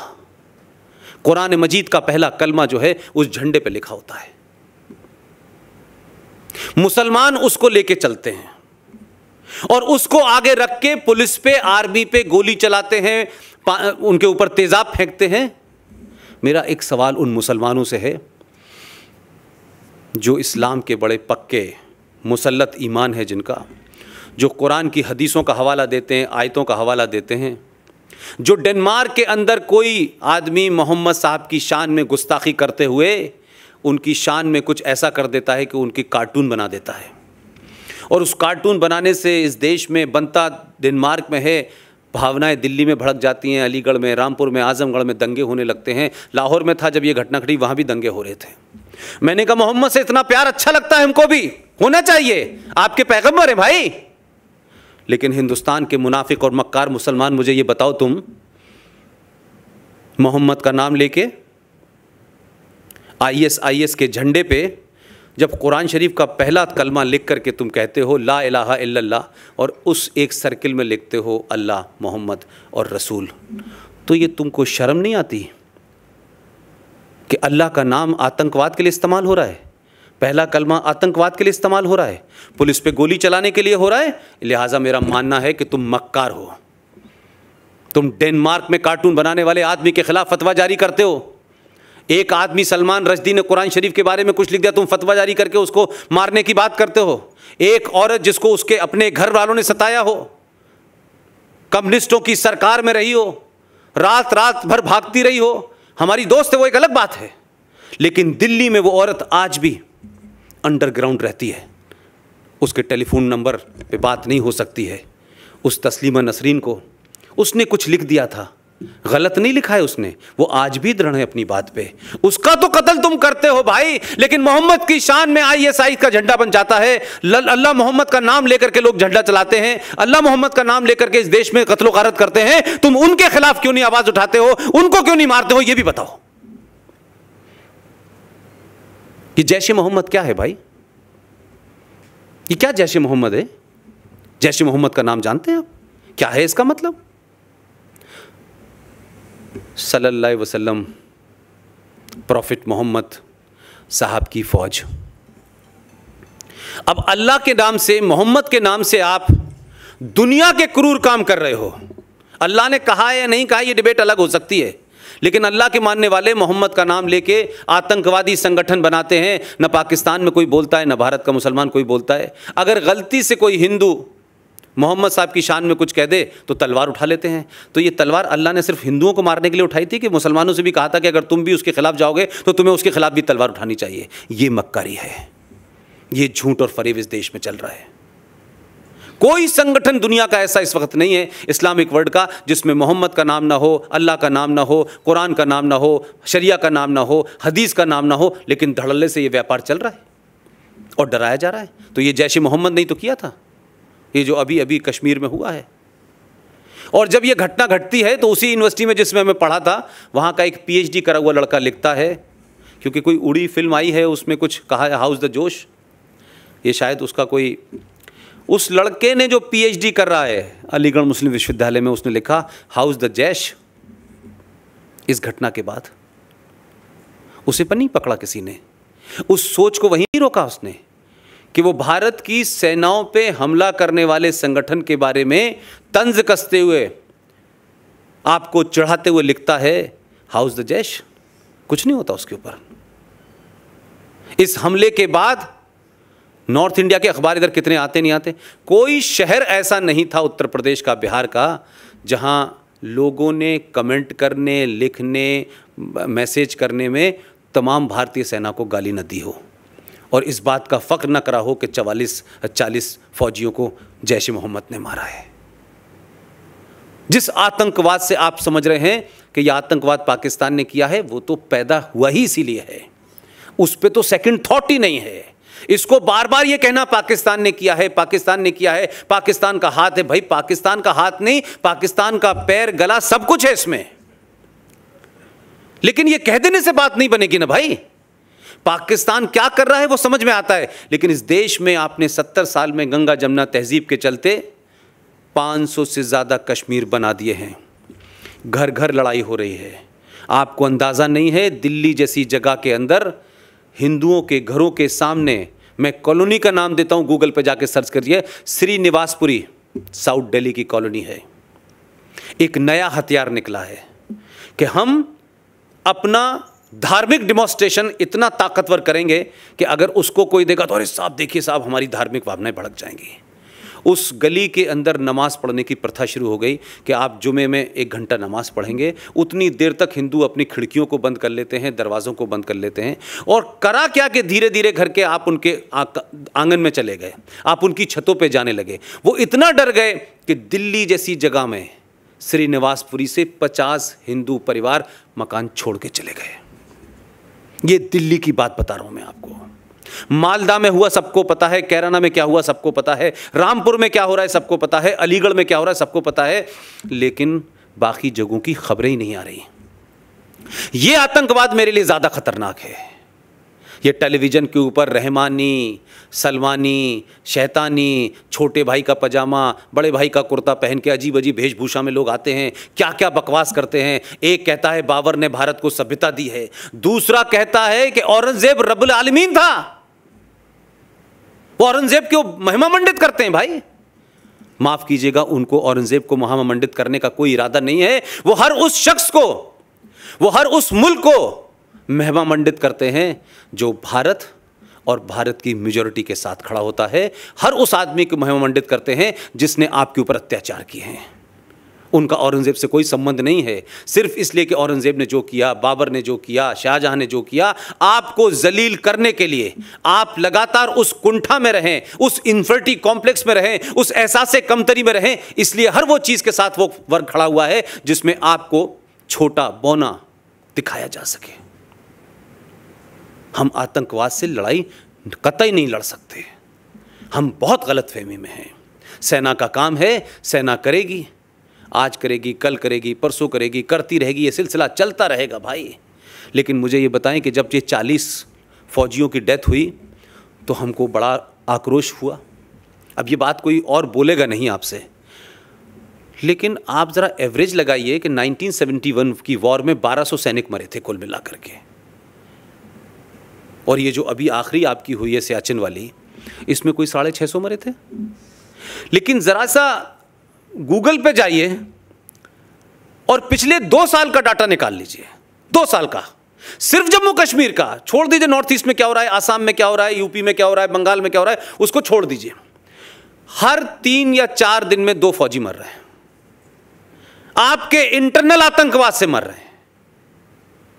जरा उनकी गिनती निकाल लीजिए, क्योंकि वो 2 और 1-1 मर रहे हैं तो उनका कोई खाता नहीं होगा भाई, उनके लिए सामूहिक चेतना नहीं होगी। ये वो जानते हैं। 1971 वॉर के बाद पाकिस्तान को ये पता चल गया था कि वो सीधे तौर पे भारत से नहीं लड़ता, ना लड़ सकता है, तो उन्होंने एक डॉक्ट्रीन को ईजाद किया जो भारत के कुछ समझदार लोग जानते हैं लेकिन भारत के समाज को नहीं पता है। 1971 के बाद वो एक डॉक्ट्रीन तैयार हुई और उस डॉक्ट्रीन का काम था bleed India with 1000 cuts. Bharat को 1000 जख्म दो जो लगातार रिश्ते रहे। तो ये आपके देश में रेडीमेड उनको लोग मिल जाते हैं, स्लीपर सेल मिल जाते हैं, कहीं कश्मीर के नाम से, कहीं जेएनयू के नाम से, कहीं जादवपुर के नाम से। ये तमाम वो लोग हैं जो किसी खास एजेंडे के तहत काम कर रहे हैं और भारत अपने ही घर में लड़ रहा है। लिहाजा ये लड़ाई पाकिस्तान को माइनस भी कर दे थोड़ी देर में तो आपके यहाँ बड़ी भयावह है। इसलिए ऐसा नहीं होता कि यकायक एक शख्स एक यूनिवर्सिटी का वाइस चांसलर रहता है, माइनॉरिटी कमीशन का चेयरमैन रहता है, ईरान में राजदूत रहता है, भारत का उपराष्ट्रपति बनता है, 2-2 बार बनता है और उतरते ही उसको डर लगने लगता है कि मुसलमान भारत में डर लगता है उनको। अब उस हामिद अंसारी से ये पूछो भाई कि अगर तुम्हें ये पता चल गया सारा मलाई खाने के बाद कि अब इस मुल्क में डर लगता है तो बर्मा के बॉर्डर पे जाओ, वहाँ से जो रोहिंग्या मुसलमान आ रहे हैं उनको वहीं रोको भाई को, मत जाओ इस मुल्क में। मुझे डर लग रहा है, तुम्हें भी डर लगने लगेगा, मत जाओ इस मुल्क में। वो मक्कार वहाँ नहीं जाता है। इसलिए आपके शहर के कुछ लोग, उनको 2015 में एक साहब को डर लगा कि डर लग रहा है, वो अपनी बीवी से बेडरूम में कह रहे थे कि हम सुबह निकल चलते हैं, हमें डर लग रहा है, लेकिन अभी तक गए नहीं, वो चले जाते, हमने रोका नहीं था। फिर शिकायत 2018 में एक साहब को डर लगने लगा, वो मेरी यूनिवर्सिटी से पढ़ के आए थे, मेरे सीनियर हैं, उनको भी डर लगने लगा। मुझे ऐसा लगता है कि हर जो कंपोनेंट है उस समाज का, वो जुडिशरी में हो, वो सत्ता में हो, वो विपक्ष में हो, वो कश्मीर में हो, वो आसाम में हो, वो फिल्म इंडस्ट्री में हो, वो क्रिकेट में हो, वो हॉकी में हो, एक कोऑर्डिनेटेड अटेम्प्ट है। एक दूसरे के तार हैं ये, कि जो जिस हैसियत में है उस हैसियत में इस मुल्क को अपने पंजों पे खड़ा रखो। इस मुल्क की जो पहचान है उस तरफ लोग न बढ़ें। जैसे ही बढ़ते हैं आप, क्या वजह हो गई भाई कि अभी यकायक डर लगने लगा? मैंने इतनी घटना गिताई इस देश के अंदर, कभी डर नहीं लगा? 350, 400, 500 लोग आपके मुंबई बम धमाकों में मरे, किसी ने कहा था कि डर लग रहा है? किसी को डर क्यों नहीं लगा भाई?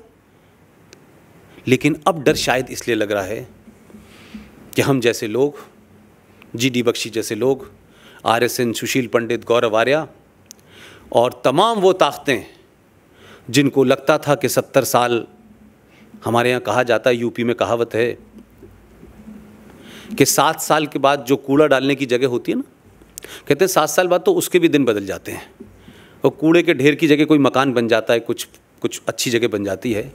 इस देश को 70 साल लग गए। ये कूड़े का ढेर साफ हो रहा है, ये ढेर बदल रहा है, तो लोगों को लगता है कि वीर सावरकर के बारे में उत्तर प्रदेश में चर्चा हो रही है। सुभाष चंद्र बोस क्या थे इसकी चर्चा हो रही है। भारत का प्रधानमंत्री 21 अक्टूबर को लाल किले पे जाके झंडा फहराता है, मानता है, कहता है कि यूनाइटेड भारत का पहला प्रधानमंत्री सुभाष चंद्र बोस था। उनके नाम से म्यूजियम बनाया जाता है। ऐसे ही नहीं है कि कहीं किताबों में मुझे रंजीत भाई बता रहे थे कि सावरकर जी कहते थे कि संसद जो है वो एक मंदिर है। तो हमने मंदिर के सामने किसी को झुकते तो पहली बार ही देखा है। तो अगर ये मंदिर था और ये सावरकर साहब को समझ आ गया था, तो 70 साल बाद सावरकर का मानने वाला सीधे रूप में हो या घुमा करके हो, ये क्या वजह है कि आज ही का दिन चुना स्ट्राइक करने के लिए? मैं इसलिए कह रहा हूं कि सिर्फ 2 बातों को छोटी सी रेफरेंस के लिए कह रहा हूं। अगर किसी की अच्छी बात है तो उसको पूरी ताकत से सपोर्ट करना चाहिए, और किसी की बात गलत है तो पूरा चौड़ा सीना करके कहना चाहिए तुम झूठ और गलत बोल रहे हो। पहली पार्लियामेंट की स्पीच में, 1 घंटे की स्पीच में, कुछ बातों को शायद मैं बहुत तेजी से कनेक्ट इसलिए करता हूं कि मैं उसी समाज के बीच में पड़ा हुआ हूं। मुझे पता नहीं कि प्रधानमंत्री देश के जब अपना पहला संबोधन पार्लियामेंट में कर रहे थे तो उन्होंने क्या ऐसी बात कही थी कि कुछ लोगों को बड़ी तकलीफ हो गई थी। ऐसा रिएक्शन था उनमें मानो जैसे जिन्हें कई सारी चींटियों ने उनको काट लिया हो। अपने संबोधन में, सिर्फ लंबे संबोधन में, मुझे 2 ही बात अच्छी लगी। उन्होंने कहा कि 700 साढ़े 700 साल की गुलामी की वजह से हम अपनी पहचान भूल गए हैं। हमारा पुरुषार्थ 5000 साल पुराना है। कुछ लोगों को बड़ी तकलीफ हुई कि अरे 750 साल कैसे कह रहे हैं, हम तो गुलाम सिर्फ 250 साल थे। यानी वो जो आए थे वो हमारे मेहमान थे। बाबर से लेके जितने चचा आए थे हमारे, वो हमारे मेहमान थे।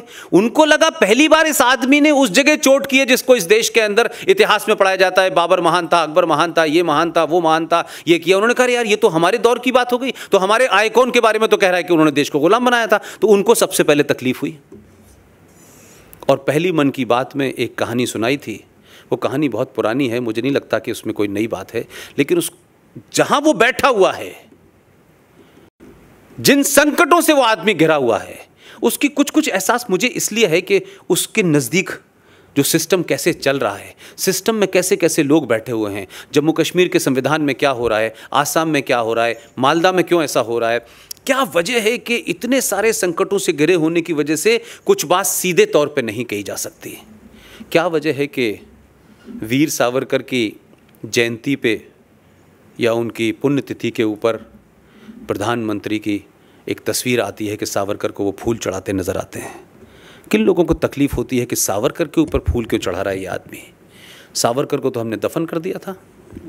लिहाजा उन्होंने क्या किया कि अपनी बात को खामोशी से कहने के लिए उन्होंने कहा अपनी मन की बात में, वो शेर की कहानी है, मुझे लगता है आप सबको पता होगी। अगर नहीं होगी तो मैं दोहराए देता हूँ। बताऊँ उसको? एक शेर शेरनी जो थे एक जंगल में जा रहे थे अपने 4 बच्चों के साथ में। ये प्रधानमंत्री की मन की बात की सिर्फ इतनी बात मैं कह रहा हूं कि हम समझें कि वो आदमी कहां पे कह रहा है।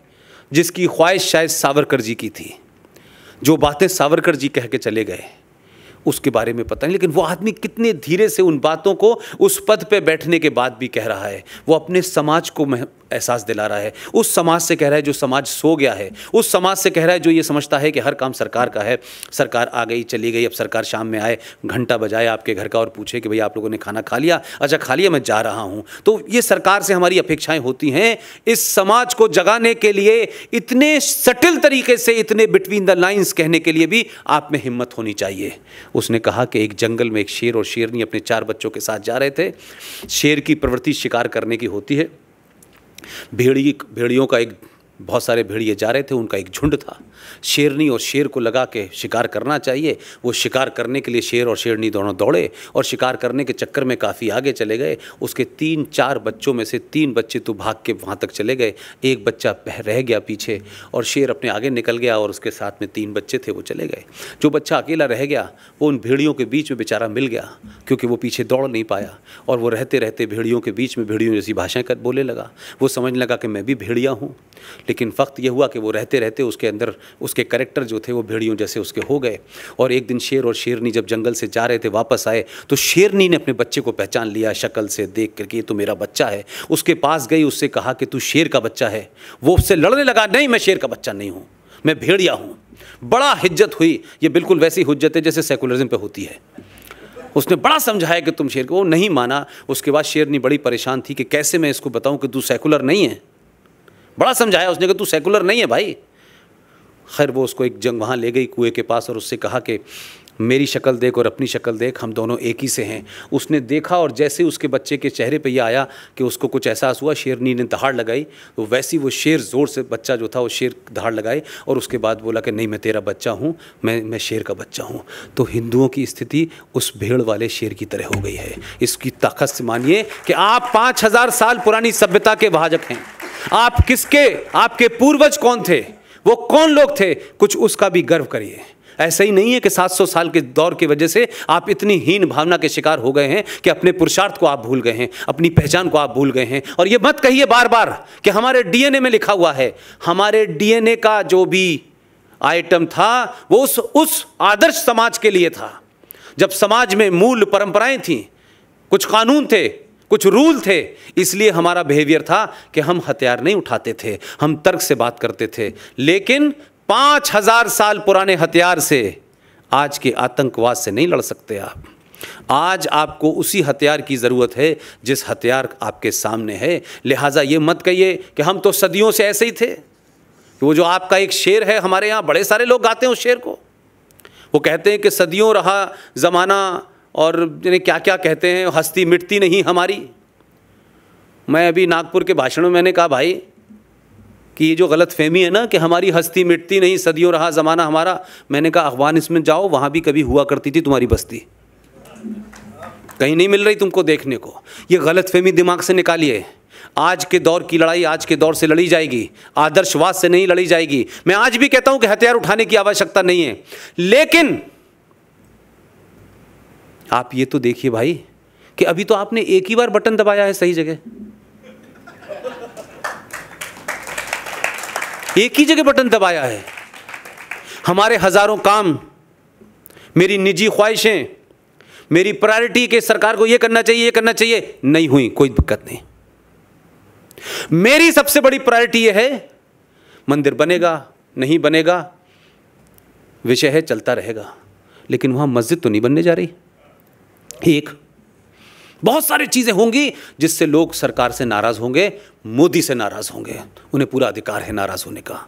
लेकिन मैं इसलिए नाराज नहीं हूं कि मोदी के आने के बाद से मैं सावरकर की सभा में खड़ा हुआ हूं, मैं नागपुर में हूं, मैं आजमगढ़ में हूं, मैं यूपी में हूं, सब जगह में हूं। और लोगों के अंदर जो गुस्सा है, मुझे ऐसा लगता है कि 700 साल के बाद आपको अपने शेर होने का एहसास हो गया है। लिहाजा सरकार में कौन आएगा कौन जाएगा ये महत्वपूर्ण मेरे लिए अभी भी नहीं है। मेरे लिए महत्वपूर्ण है कि जिस दिन ये समाज अपनी ताकत को पहचान जाएगा और समझ जाएगा कि राष्ट्रवाद क्या होता है, तो आप माफ़ कीजिएगा, आप जब चाहेंगे राष्ट्रवादी को हटा देंगे, दूसरा राष्ट्रवादी उससे खड़ा कर देंगे, लेकिन समाज जिस दिन तय कर लेगा उस दिन कोई आपको पीछे नहीं हटाने वाला। कोई मोदी आपको आ जाए, दूसरा मोदी पैदा होगा, तीसरा मोदी पैदा होगा, लेकिन आपने 2014 में मोदी पैदा करने की कोशिश की, इसलिए वो वहां बैठा हुआ है। और ये आप ही का दबाव है, ये आप ही का दबाव है कि 3:30 बजे जो कुछ हुआ है, ये आपका दबाव है। उसको पता है गली मोहल्ले में क्या हो रहा है, उसको पता है जिन लोगों ने मुझे चुना है, अगर मैंने उनकी 100 ख्वाहिशात पूरी नहीं की हैं, लेकिन कुछ तो ऐसी हैं जो इस देश के लिए हैं, उसने पूरी की। लेकिन 2026-11 के बाद तो ऐसा कुछ नहीं हुआ था, क्योंकि तब आप गलती से बटन ने कहां दबाते थे। इसलिए बटन का ध्यान रखिए। मैं प्रचार फिर नहीं कर रहा हूं, मेरा गुस्सा यह है कि छोटी सी गलती, छोटी सी कमी के कारण, छोटी सी नाराजगी के कारण राष्ट्र अहित ना हो जाए हमारा। क्योंकि बड़ी मुश्किल से हमको 70 साल में कम से कम ऐसा आदमी तो मिला जो वीर सावरकर के सामने नतमस्तक होता है, जो पार्लियामेंट में जाने से पहले कहता है ये मंदिर है और अपना सर झुकाता है, जो आतंकवाद को आतंकवाद की तरह डील कर रहा है। उसने सरकार बनाई जम्मू कश्मीर में उस औरत के साथ में जो ये कहती है कि जम्मू कश्मीर में सेल्फ रूल होना चाहिए।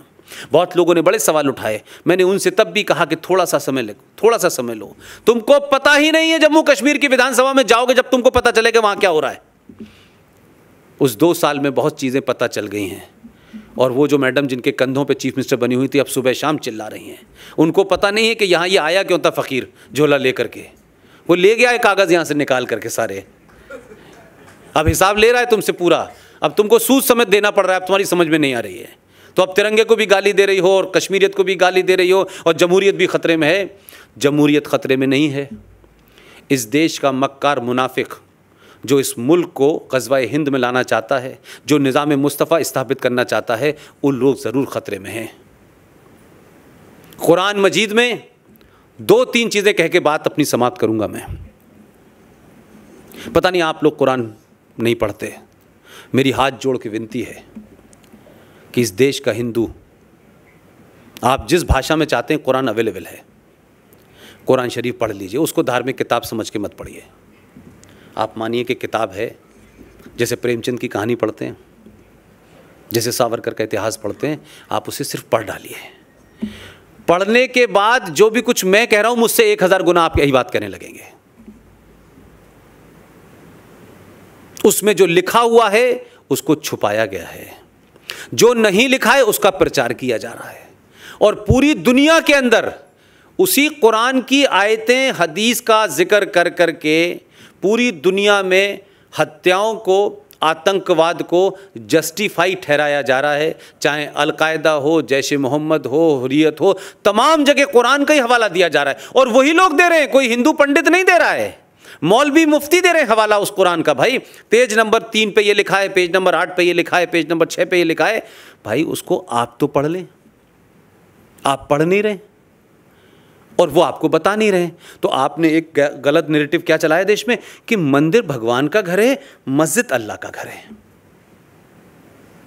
तो अभी आपकी सुप्रीम कोर्ट ने फैसला दिया है फैसला सुप्रीम कोर्ट ने मस्जिद पे। सुप्रीम कोर्ट ने कहा कि मस्जिद इस्लाम का हिस्सा नहीं है। अब बहुत सारे लोगों को बहुत सारी बातें नहीं पता होती। सडनली लोगों को लगा कि दीपक मिश्रा को कैसे पता चल गया, लेकिन वो जो आपने जिसको बटन दबा के भेजा है उसने एक बड़ा अच्छा काम किया। लोग कह रहे थे देखिए साहब वो सऊदी अरब भी जा रहा है, यहाँ भी जा रहा है, मंदिर में जा रहा है, मस्जिद में जा रहा है। मक्का के इमाम से एक पर्ची लेके आ गया था वो आदमी। उनसे पूछा कि ये बताइए कि जो मोहम्मद साहब ने मस्जिद बनाई थी वो कहाँ है? तो वो तो तोड़ दी गई, उस मस्जिद का तो कहीं जिक्र नहीं है। और मस्जिद जो है कोई अल्लाह के घर तो हो नहीं सकता, क्योंकि अल्लाह तो आदर्श है।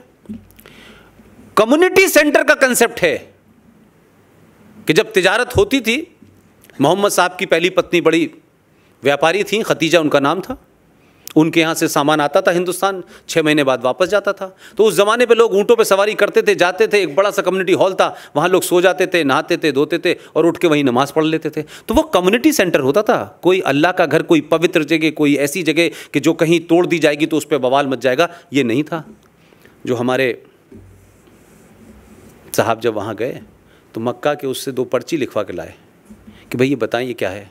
वो उन्होंने जाके अपने आदमी के थ्रू, जहाँ से सरकार के थ्रू उन्होंने पहुँचा दी दीपक मिश्रा के पास।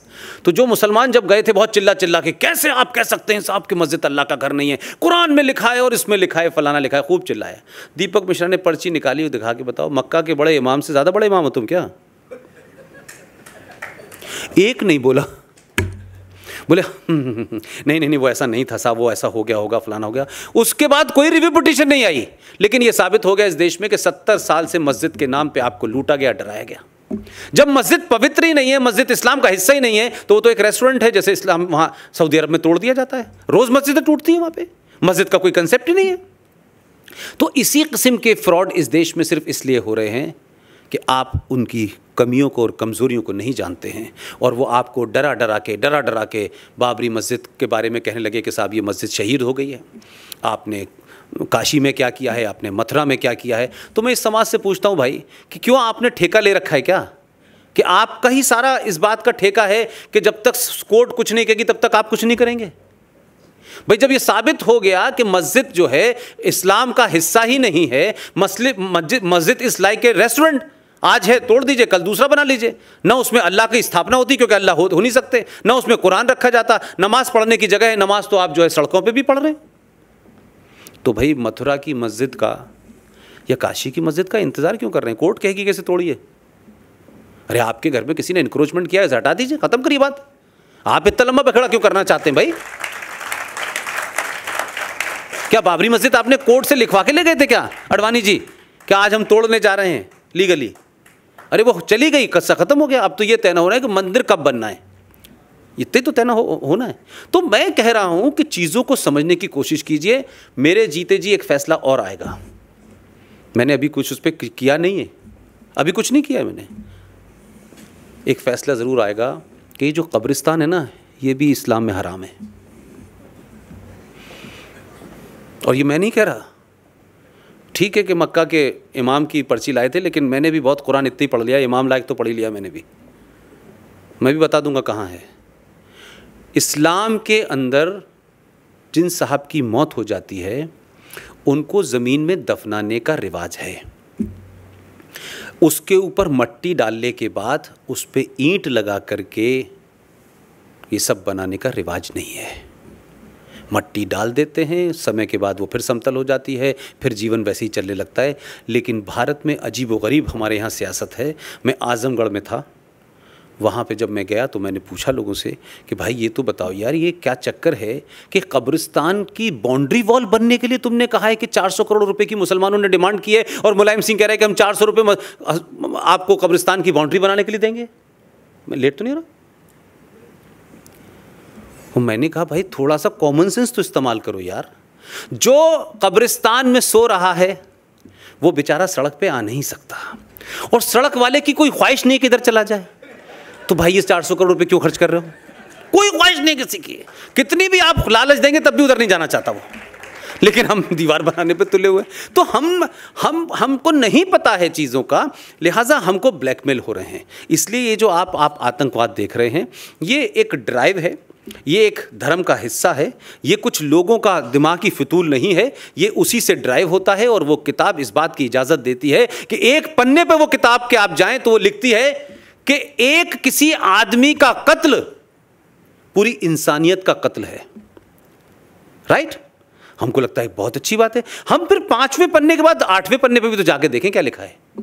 वो कहता है कि जो तुम्हारे नबी को नहीं मानता उसको समझाओ, उसको पुचकारो, और अपने नबी की अच्छी अच्छी बातें बताओ। वो अगर तब भी ना माने तो उसका कत्ल वाजिब है। भाई यहां तो एक को मारने की बात कर रहे थे, वहां तुम कह रहे हो सबको मारो। तो ये क्या कंट्राडिक्शन है, इसको समझने की कोशिश कीजिए। और लास्ट बात सिर्फ इतनी है कि कुरान मजीद में 2 जगह बहुत अच्छी चीज़ें आई हैं। एक तो ये लिखा हुआ है कुरान मजीद में, सूरा यासीन है और सूरा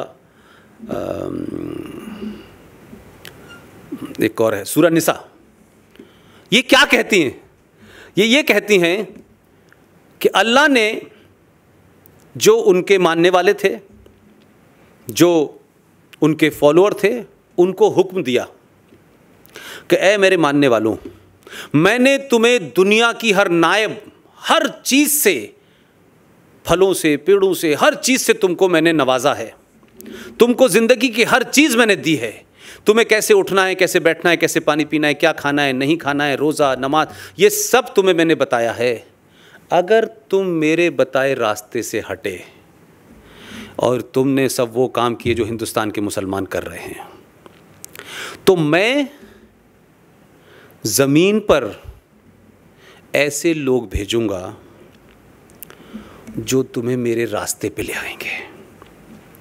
अल्लाह ने ये नहीं कहा था कि 2014 में नहीं भेजूंगा, ये कतई नहीं कहा था अल्लाह ने, कतई नहीं कहा था अल्लाह ने, लेकिन कहा था कि 1,24,000 पैगंबर इस धरती पे आएंगे, आते रहेंगे। जब तक ये कायनात जिंदा है, जब तक ये धरती के ऊपर लोग रहेंगे, ऐसे लोग आएंगे, अलग अलग शक्लों में आएंगे, अलग अलग भाषाओं में, अलग अलग जगह आएंगे। लेकिन मुसलमानों की गलतफहमी यह है कि उन्हें लगता है कि जो आएगा वो दाढ़ी वाला होगा, गोल टोपी लगाएगा असदुद्दीन की तरह, छोटे भाई का पजामा पहनेगा, बड़े भाई का कुर्ता पहनेगा, और वही आएगा। अल्लाह मियां ने कहीं कुरान में नहीं लिखा भाई, कहीं नहीं लिखा कि उसका नाम नरेंद्र मोदी और योगी नहीं हो सकता।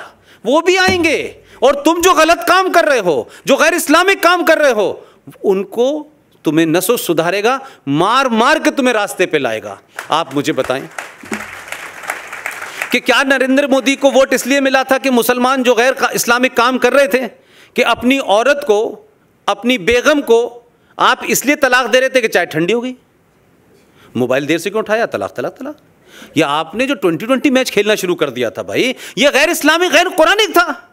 लेकिन पूरे हिंदुस्तान में मुझे एक कोई घटना बता दीजिए, कोई 30-35 करोड़ मुसलमान है और दूसरा आदमी कुरान शरीफ लेके साथ में चलता है सुबह से लेकर शाम तक, छोटी छोटी बात पे इस्लाम खतरे में है, इस्लाम के साथ ये हो रहा है, फलाना हो रहा है। आप उससे पूछो भाई कि तुम इतने अगर ईमानदार थे तो तुम्हारे अंदर इस बात की जुर्रत क्यों नहीं हुई जो तुम सुबह से लेकर शाम तक कुरान शरीफ की बात करते हो, खड़े होते और अपने लोगों से कहते कि मुसलमानों, ये जो तलाक़ बिद्दत है, जो एक बार में तुम तलाक दे देते हो लड़की को और घर से निकाल देते हो और फिर कहते हो सड़क पे घूमने लगती है और बच्चों को लेके खड़ी हो जाती है और तुम्हारी कोई जिम्मेदारी नहीं होती, तुम ये गैर इस्लामिक काम क्यों कर रहे हो भाई? किसी सेकुलर लीडर ने नहीं कहा, किसी मुसलमान लीडर ने नहीं कहा, एक ही पैगंबर आया था, उसने कहा नहीं नहीं मैं इनको ठीक करूंगा, और उनका नहीं नहीं ये गलत कर रहे हो तुम, ये मैं नहीं दूं, तो उसके पीछे पड़ गए। यानी ये इस लिमिट पे पहुंच चुके हैं कि अल्लाह भी अब इनसे डरता होगा कि इन बेवकूफ़ों को समझाने के लिए मैंने एक आदमी भेजा है, ये उसके खिलाफ हो गए। वो भी डरता होगा यार कि ये तो इतने बेहया बेशरम हो चुके हैं, अब इनके लिए कुछ और भेजना पड़ेगा। तो उन्होंने उत्तर प्रदेश में कहा योगी को भेजो यार, यहां भी कुछ ठीक ठाक करो, यहां भी ज़्यादा गड़बड़ है। तो मैं कुल मिला के ये बात इसलिए कह रहा हूं आपसे कि 1,24,000 पैगंबर आएंगे, ये कुरान में लिखा है, ये मैंने नहीं लिखा भाई, और उसमें साफ साफ लिखा है किस जबान में आएंगे, किस कपड़ों में आएंगे, किस भेष में आएंगे, आते रहेंगे। लेकिन वो 632 के बाद से तैयारी नहीं है मानने के लिए, बीच में बहुत आगे लेकिन फिर भी नहीं मान रहे। तो मेरा कहना सेंस ये है कि ये हिम्मत कम लोगों में होती है, ये गट्स बड़े कम लोगों में होते हैं। हम तमाम आरोप लगा करके उसको छोटा और बौना कर सकते हैं। इतिहास में बौने लोगों को बड़ा किया गया, और मैं समझता हूँ कि आज सावरकर को लेकर के, आज स्वामी विवेकानंद को लेकर के, आज सुभाष चंद्र बोस को लेकर के, कहाँ ईस्ट और कहाँ वेस्ट, मेरे दो ही आइकॉन हैं। एक आइकॉन को आज़ाद कराने में जीडी बख्शी के साथ में पिछले समय से काम कर रहा था, हमारी पूरी टीम काम कर रही थी, सरकार ने हमारी बातें मानी। सुभाष चंद्र बोस आज भारत के रिकॉर्ड में वॉर क्रिमिनल नहीं है। आज सुभाष चंद्र बोस को भारत के प्रधानमंत्री ने लाल किले पे जाकर 21 अक्टूबर 1943 में जो उन्होंने आज़ादी की घोषणा की थी, उसी दिन दोबारा लाल किले पे जाके झंडा फहराया। ये इस बात का सबूत है कि अब वो आइकॉन जिंदा होंगे और जो बौने थे उनको दफन किया जाएगा। That is my point. तो सावरकर के बारे में मेरी रंजीत भाई से भी बात हुई है कि जैसे शिवाजी को लेकर के आप किसी भी देश में कहीं चले जाएं, कोई ये नहीं कहता ये महाराष्ट्रियन है, कोई ये नहीं कहता, बड़ी ताकत के साथ, बड़े गर्व के साथ कहते हैं हम भी। मैं रंजीत जी, अगर कोई मुझे इसकी जिम्मेदारी सौंपेंगे, पूरी ईमानदारी से मैं कोशिश करूंगा आप सावरकर जी को ट्रांसलेट करें, दूसरी भाषाओं में करें और पूरे नॉर्थ में लेके जाएं। लोग इंतज़ार कर रहे हैं सावर साहब का। आपका बहुत बहुत शुक्रिया, थैंक यू वेरी मच।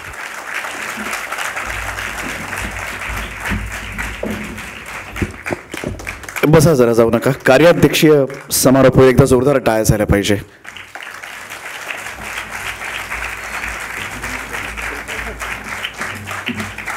बहुतेक असं क्वचित झालं असेल की प्रास्ताविक मीच केलं आणि पण अध्यक्ष नसल्यामुळे समारोप करायची जबाबदारी माझ्यावर आहे.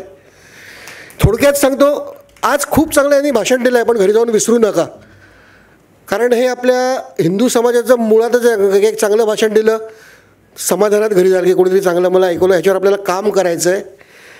परवा इथेच समोर एक सभा झाली, वंचित बहुजन समाज आघाडी, शिवाजी पार्कमध्ये सभा होतात, देशाच्या विरुद्ध गरळ ओकणारे तिथे एकत्र येतात.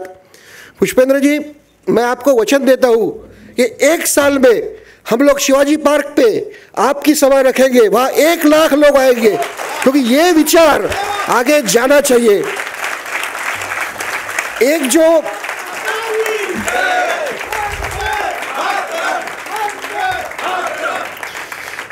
आज कश्मीर की समस्या का हम इनको कह सकते हैं, ये डॉक्टर है, इन्होंने तो इलाज बता दिया है, मगर इलाज करना है या नहीं करना है हमारे हाथ में. एक बहुत बड़े डॉक्टर हो गए थे स्वतंत्रवीर सावरकर. 82 साल पहले 1937 में जब हिंदुआ साहब के अध्यक्ष बने, इसी प्रवृत्ति के बारे में वो कहते गए, मगर लोगों ने उनकी नहीं मानी. 47 में जब देश का विभाजन हो गया तो काफ़ी लोगों को लगने लगा कि सावरकर जी सही थे. अब सावरकर जी को अगर सही रहते तो कांग्रेस सत्ता पे कैसी आती, तो इसीलिए उन्हें गांधी हत्या के इसमें इन्वॉल्व किया.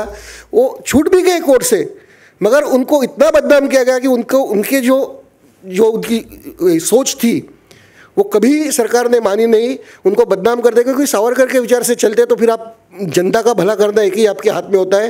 तो जो भी आज हो रहा है, असम देखो, कश्मीर देखो, ये सभी समस्याओं का सावरकर ने 37 से 40 तक अखंड हिंदुस्तान उनका एक अभियान था, उसमें उनकी सभी भाषा इसमें सभा में वही कहते थे. बाद में सावरकर जी का विचार सुनने वाले कोई बचे नहीं, तो कांग्रेस को लगा कि भाई सावरकर को हमने पचा लिया है, तो फिर कांग्रेस मिनिस्टर ने उनके टिकट भी निकाले. यहाँ का उद्घाटन करने के लिए तब देश के क्या उपराष्ट्रपति जगजीवन राम बाबू जी आए थे, कांग्रेस के थे वो. और मगर मुझे एक याद है, मेरे पिताजी विक्रम सावरकर जी को कहा गया था कि विक्रम जी आप मत आइएगा, आप आए तो फिर ये सरकार जो मदद करेगी स्मारक को नहीं कर पाएगी. मगर आज स्मारक फिर से सावरकर विचारों के ऊपर पुनर्जीवित हो चुका है, क्योंकि सावरकर के विचार दब नहीं सकते, वो वापस आ रहे हैं. और हम लोगों के ऊपर ये जिम्मेदारी है कि हम आज घर जाके ये सोचना बंद मत करो.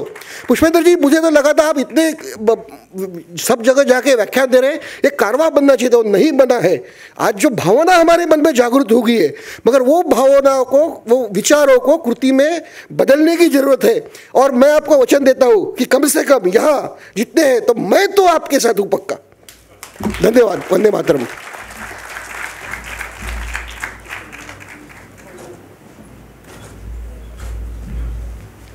वंदे मातरमने आपण समारोप करूया. संक्षिप्त वंदे मातरम आपण उभं राहून म्हणूया. या